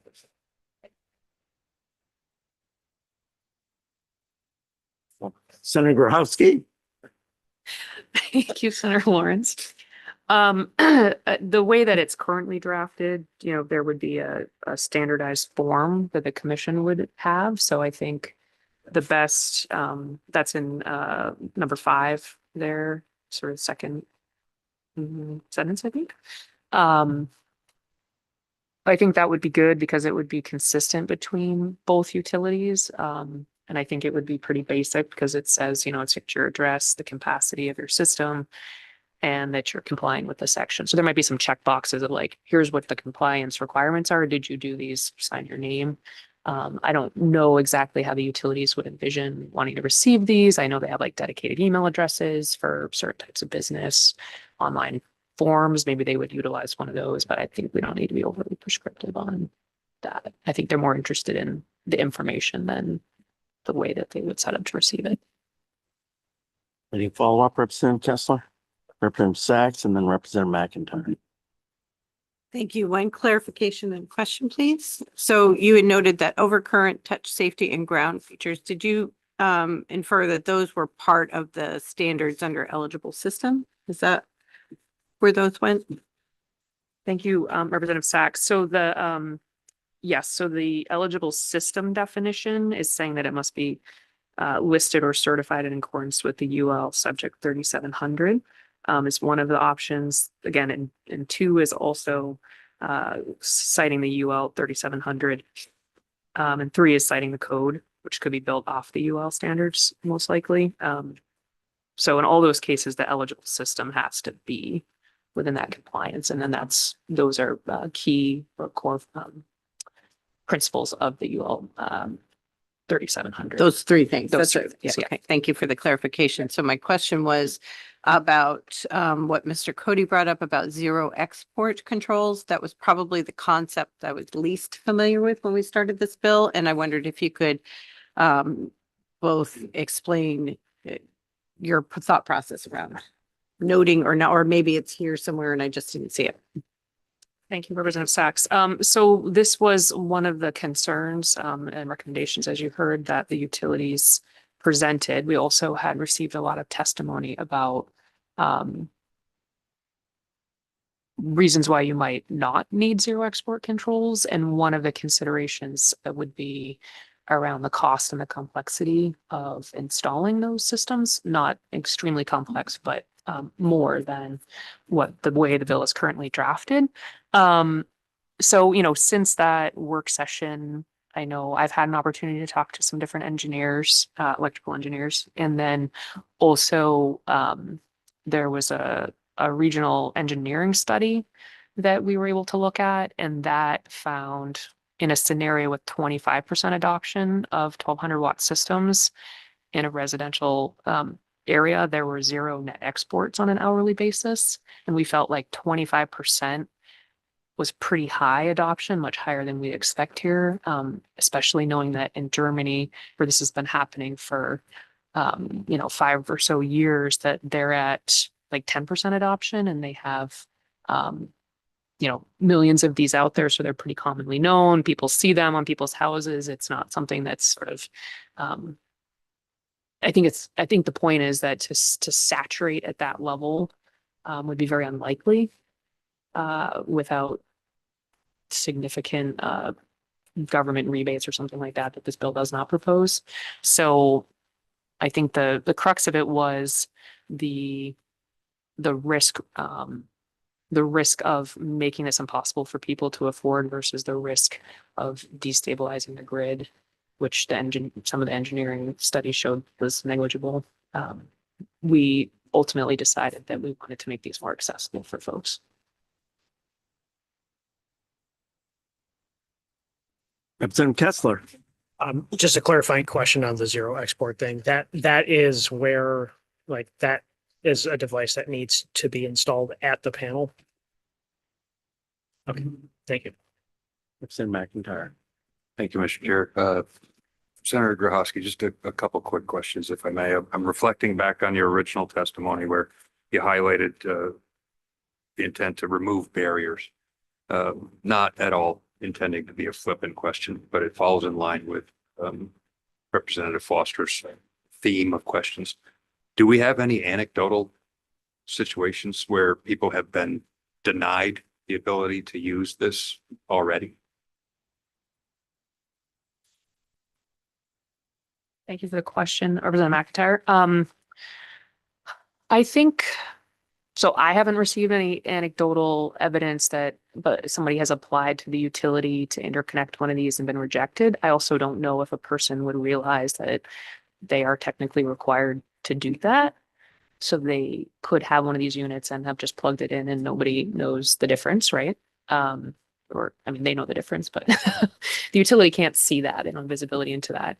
I think the important thing to me about this legislation is the way that more and more people will adopt this sort of technology that could be really helpful to them is going to be through outreach in communities.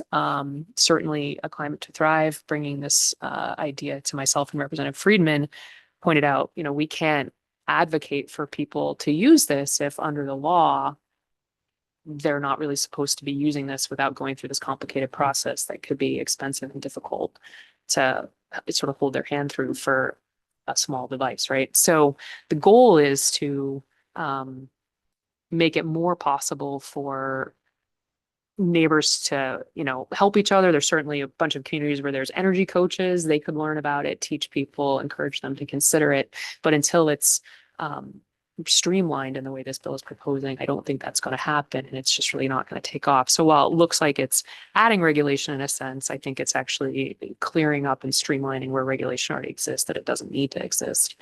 And furthermore, last thing I'll say on that is it was really compelling to hear that the cost of these units is less so about the manufacturing cost of the units and more so about the lack of distribution of the units and sales numbers not being up. So I think there are these local nonprofits that are interested in doing bulk purchasing on behalf of community members who are interested. And then you've got one distribution point, and that can really drive the cost down and make it more accessible for folks. So, but they wouldn't engage in that currently with our existing interconnection regulations.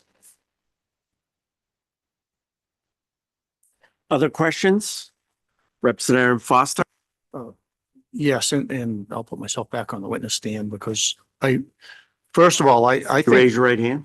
I think these are a good opportunity for obviously certain folks. I do want to say, in addition to my earlier comments, if I'm a landlord, especially in areas where I may own a multi-unit building, then I certainly would be concerned about my tenants just haphazardly purchasing one of these units and connecting them it themselves. So I do think that there may be some room there for different language, if you will, compared to what the homeowner might have to go through. So I did want to mention that. I would want to be that building owner and have everybody doing their own thing. So. Senator Growski. Thank you, Mr. Chair. I guess I'm curious. I hear your point, Representative Foster, and I'm curious which part of it you think could be structured differently. Is it that you're concerned about the units that are under 420 or smaller, or is it the requirements around 420 to 1200 with the need to have an electrician involved, let's say the dedicated circuit, the single outlet? I mean, I frankly think that those sort of requirements are going to prevent most renters from engaging with it. So I'm just curious if your concern is at the 420 or smaller level. Representative Foster. Thank you, Mr. Chair. Well, first of all, I'm not up on, I'm sure there are folks here maybe that are on building codes for multi-unit apartment buildings or others. What I think might be an easy fix, in my opinion, is that if there were something here that said after maybe that section that that this would not replace or override existing main statute in regards to individual homeowners or something along that line. I don't know just what that looks like, but maybe our analysts might have something, if that were something you were agreeable to. Senator Grohowski. Thank you, Representative Foster. Just to clarify that, what I heard you just say made me think about that it was related to what you had previously said around the electrician installation. But how does this relate to the renters? No, I think your present language takes care of that. What I'm saying is that at some point here where it might fit, if there was language that said that this statute, this will not override an individual homeowner's or property owner's ability to not override current main state statute for their. Any other discussion on that point? I would say you want to make it not just state statute, but local ordinances, local laws too. Because a lot of these are controlled by the CEO and local ordinances. Representative Kessler? Yeah, just on the landlord tenant issue, I believe, when it comes to what the tenant does at the property, it's really largely governed by their lease agreement. And very, very often that would include, like, you can't make alterations to the structure, they're responsible for the damages. So I know that we're trying to mitigate any risk before it occurs.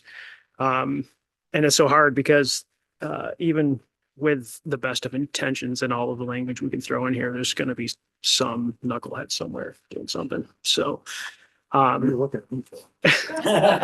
because I'm talking to you, Rep. Foster. But I would feel comfortable, at least when it comes to landlord tenant stuff. Current law really helps govern that regardless. So. And I would just point out, Representative Kessler, there's a great number of attorneys, tenants who are under a tenancy at will, where such things are not clearly defined in state statute, what they can and cannot do on the property.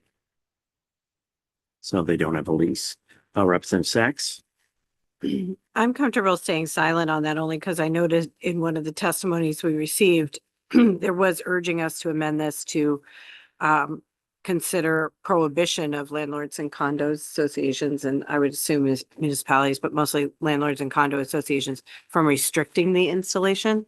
So we were urged to let the market decide, and I would be comfortable just staying silent on that. And in the future, if that needs to be legislation, moving it forward. And if anybody hears anybody snoring, it's not me as usual. I think it's the dog. Any other debate or discussion? Do we want a caucus? Okay, 5 minutes for caucus.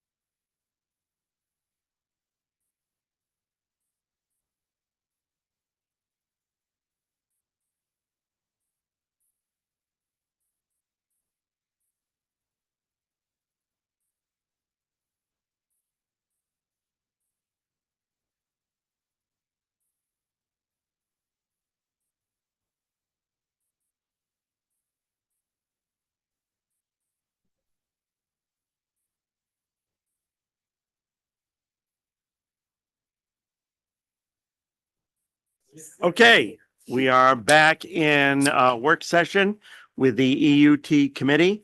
What's the pleasure of the committee regarding this bill? Say hi to Sophie. Hi, Sophie. Do Let her introduce herself. you want to introduce yourself, Sophie? Yes, thank you so much, Chair Lawrence. My name is Sophie. My name is Sophie Warren, and I'm fortunate to represent a small but mighty portion of Scarborough in the main house. And I apologize, I'm only here now, but it's great to be here. So Representative Warren, I do have a question. Did I see right? You're running for the Senate? I am running for the Senate. So how are you going to introduce yourself if you're elected? You will no longer be representing a small but mighty portion. That's top of mind. That was definitely a A barrier. strong consideration, yeah, about running. Okay. I'll have to think about that. Thank you. So now that we've introduced and embarrassed Representative Warren, is there where do we want to go on this bill? Motions? Senator Grohowski? I'll make a motion just to get us started here, but I'm flexible on it. I was gonna move ought to pass as amended, with the amendment being the one in front of us with today's date, and then working with Lindsay on some language that would just not withstand or ensure that a homeowner's current authority regarding electrical work would not be superseded by this. And I trust fully that Lindsay can help us figure that out, but that would be my one change based on our conversation. Is there a second to that? Representative Sachs seconds, debate, discussion? You ready for the roll call? Okay. Lynn?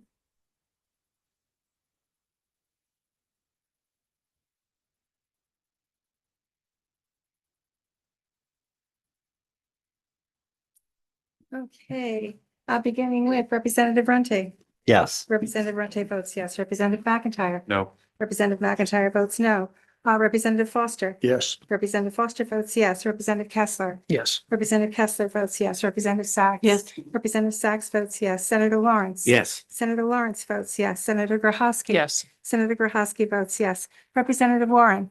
Yes. Representative Warren votes yes. Representative Paul. No. Representative Paul votes no. Representative Webb. Yes. Representative Webb votes yes. Representative Wadsworth. Yay. Representative Wadsworth votes no. I'm sorry. And you Yes missed and Buddy, no. Lynn. You It's missed easier to- asking Buddy how he wants to vote. So that's 9 in favor, 2 opposed with a few absent. Okay, so that will be the majority report. The minority report, Representative McIntyre and Representative Paul ought not to pass. Good. So the event Lindsay has been waiting for all day. We have 3 language reviews. Yes, you do. So everyone should have a packet in front of them, all in pink paper, which means these are final language reviews. So this would be your last chance to take a look and let me know if you have any concerns. I don't know in what order you have them, but let's start with LD 343. And this is an act to direct the Public Utilities Commission to seek informational bids regarding small modular nuclear reactors in the state. So in the pink packet, you've got the majority report on the first page. So this language, there's nothing to flag here for you. Just make sure that you have no concerns about this. This would direct Department of Energy Resources in the Comprehensive State Energy Plan to identify and assess emerging energy technologies. And you've got the fiscal information as well for that on the second page. So from the majority, any questions or concerns on that? Any questions, concerns? Nope. And the minority report? Minority report is starting on the third page. So this would direct the PUC by October 1st, 2026 and triennially thereafter to request informational bids regarding the establishment of a small modular nuclear reactor in the state. And it establishes a triennial report requirement from the PUC, and you've got the fiscal information on the second page. And then I should have pointed out the last page has your vote sheet, so you know which report you're on. We want to just add some people on. Oh, Representative Paul is here. So the 3 on the minority. Any changes? Okay. Excellent. Thank you. Okay, so we're good on 343. Next up, we'll take a look at 1936. This is an act to provide greater equity in and reduce costs related to the state's net energy billing program with a title change to an act regarding the allocation of net energy billing costs and long-term contract costs and benefits. This was a divided report. And so Representative Paul was ought not to pass, so you've got the majority report in front of you. And the only thing I wanted to flag this, you saw the final, essentially the final language at your last meeting when you voted. But you'll notice on this third page, section 6, this was something the revisor's office caught for us. Because we're changing the section of law that governs costs and benefits of long-term energy contracts, and we're striking the word energy. There was a cross-reference that just needed to be updated to strike the word energy because they will now be known as long-term contracts. Purely technical change. And this is the majority report, right? That is correct. Yes. Everyone on the majority? Fine, okay. Last but not least. Yes. This is unanimous, correct? This is unanimous with no fiscal impact. So this was an act to eliminate the debt limit of the North J Water District. The title's being changed to an act to increase the debt limit of the North J Water District. So instead of removing the debt limit altogether, you are increasing it to $15 million. So just technically on that line, it says by inserting after the following, strike that out and the following COLA. So aren't you going to end up with the followings? The following isn't in quotes, so I think it's just swapping the number. So it's going to be Okay. not exceeding, it's how they provide the drafting instructions, but it will end up saying not exceeding $15 million. Okay, that sounds fine. And the only other thing I just wanted to touch base with you on, LD 2043, this was regarding raising the debt limit for the Algonquit Sewer District. That was a unanimous ought to pass from the committee. You don't have language in front of you because it was ought to pass, and we heard back from OFPR and there's no fiscal impact. So unless there are concerns, we'll report out that bill. Did you just sneak in a fourth language review? Well, You did? technically, it's did. not a I language know. review, but She- it's, Well, it's an alternate language, thank you. an unlanguage review she snuck in. Are there any concerns with that? No. Excellent. Thank you so much. Anything else, Lindsay? I think that is it. Okay, anything from members of the committee or are we all set to adjourn? Okay, let's adjourn.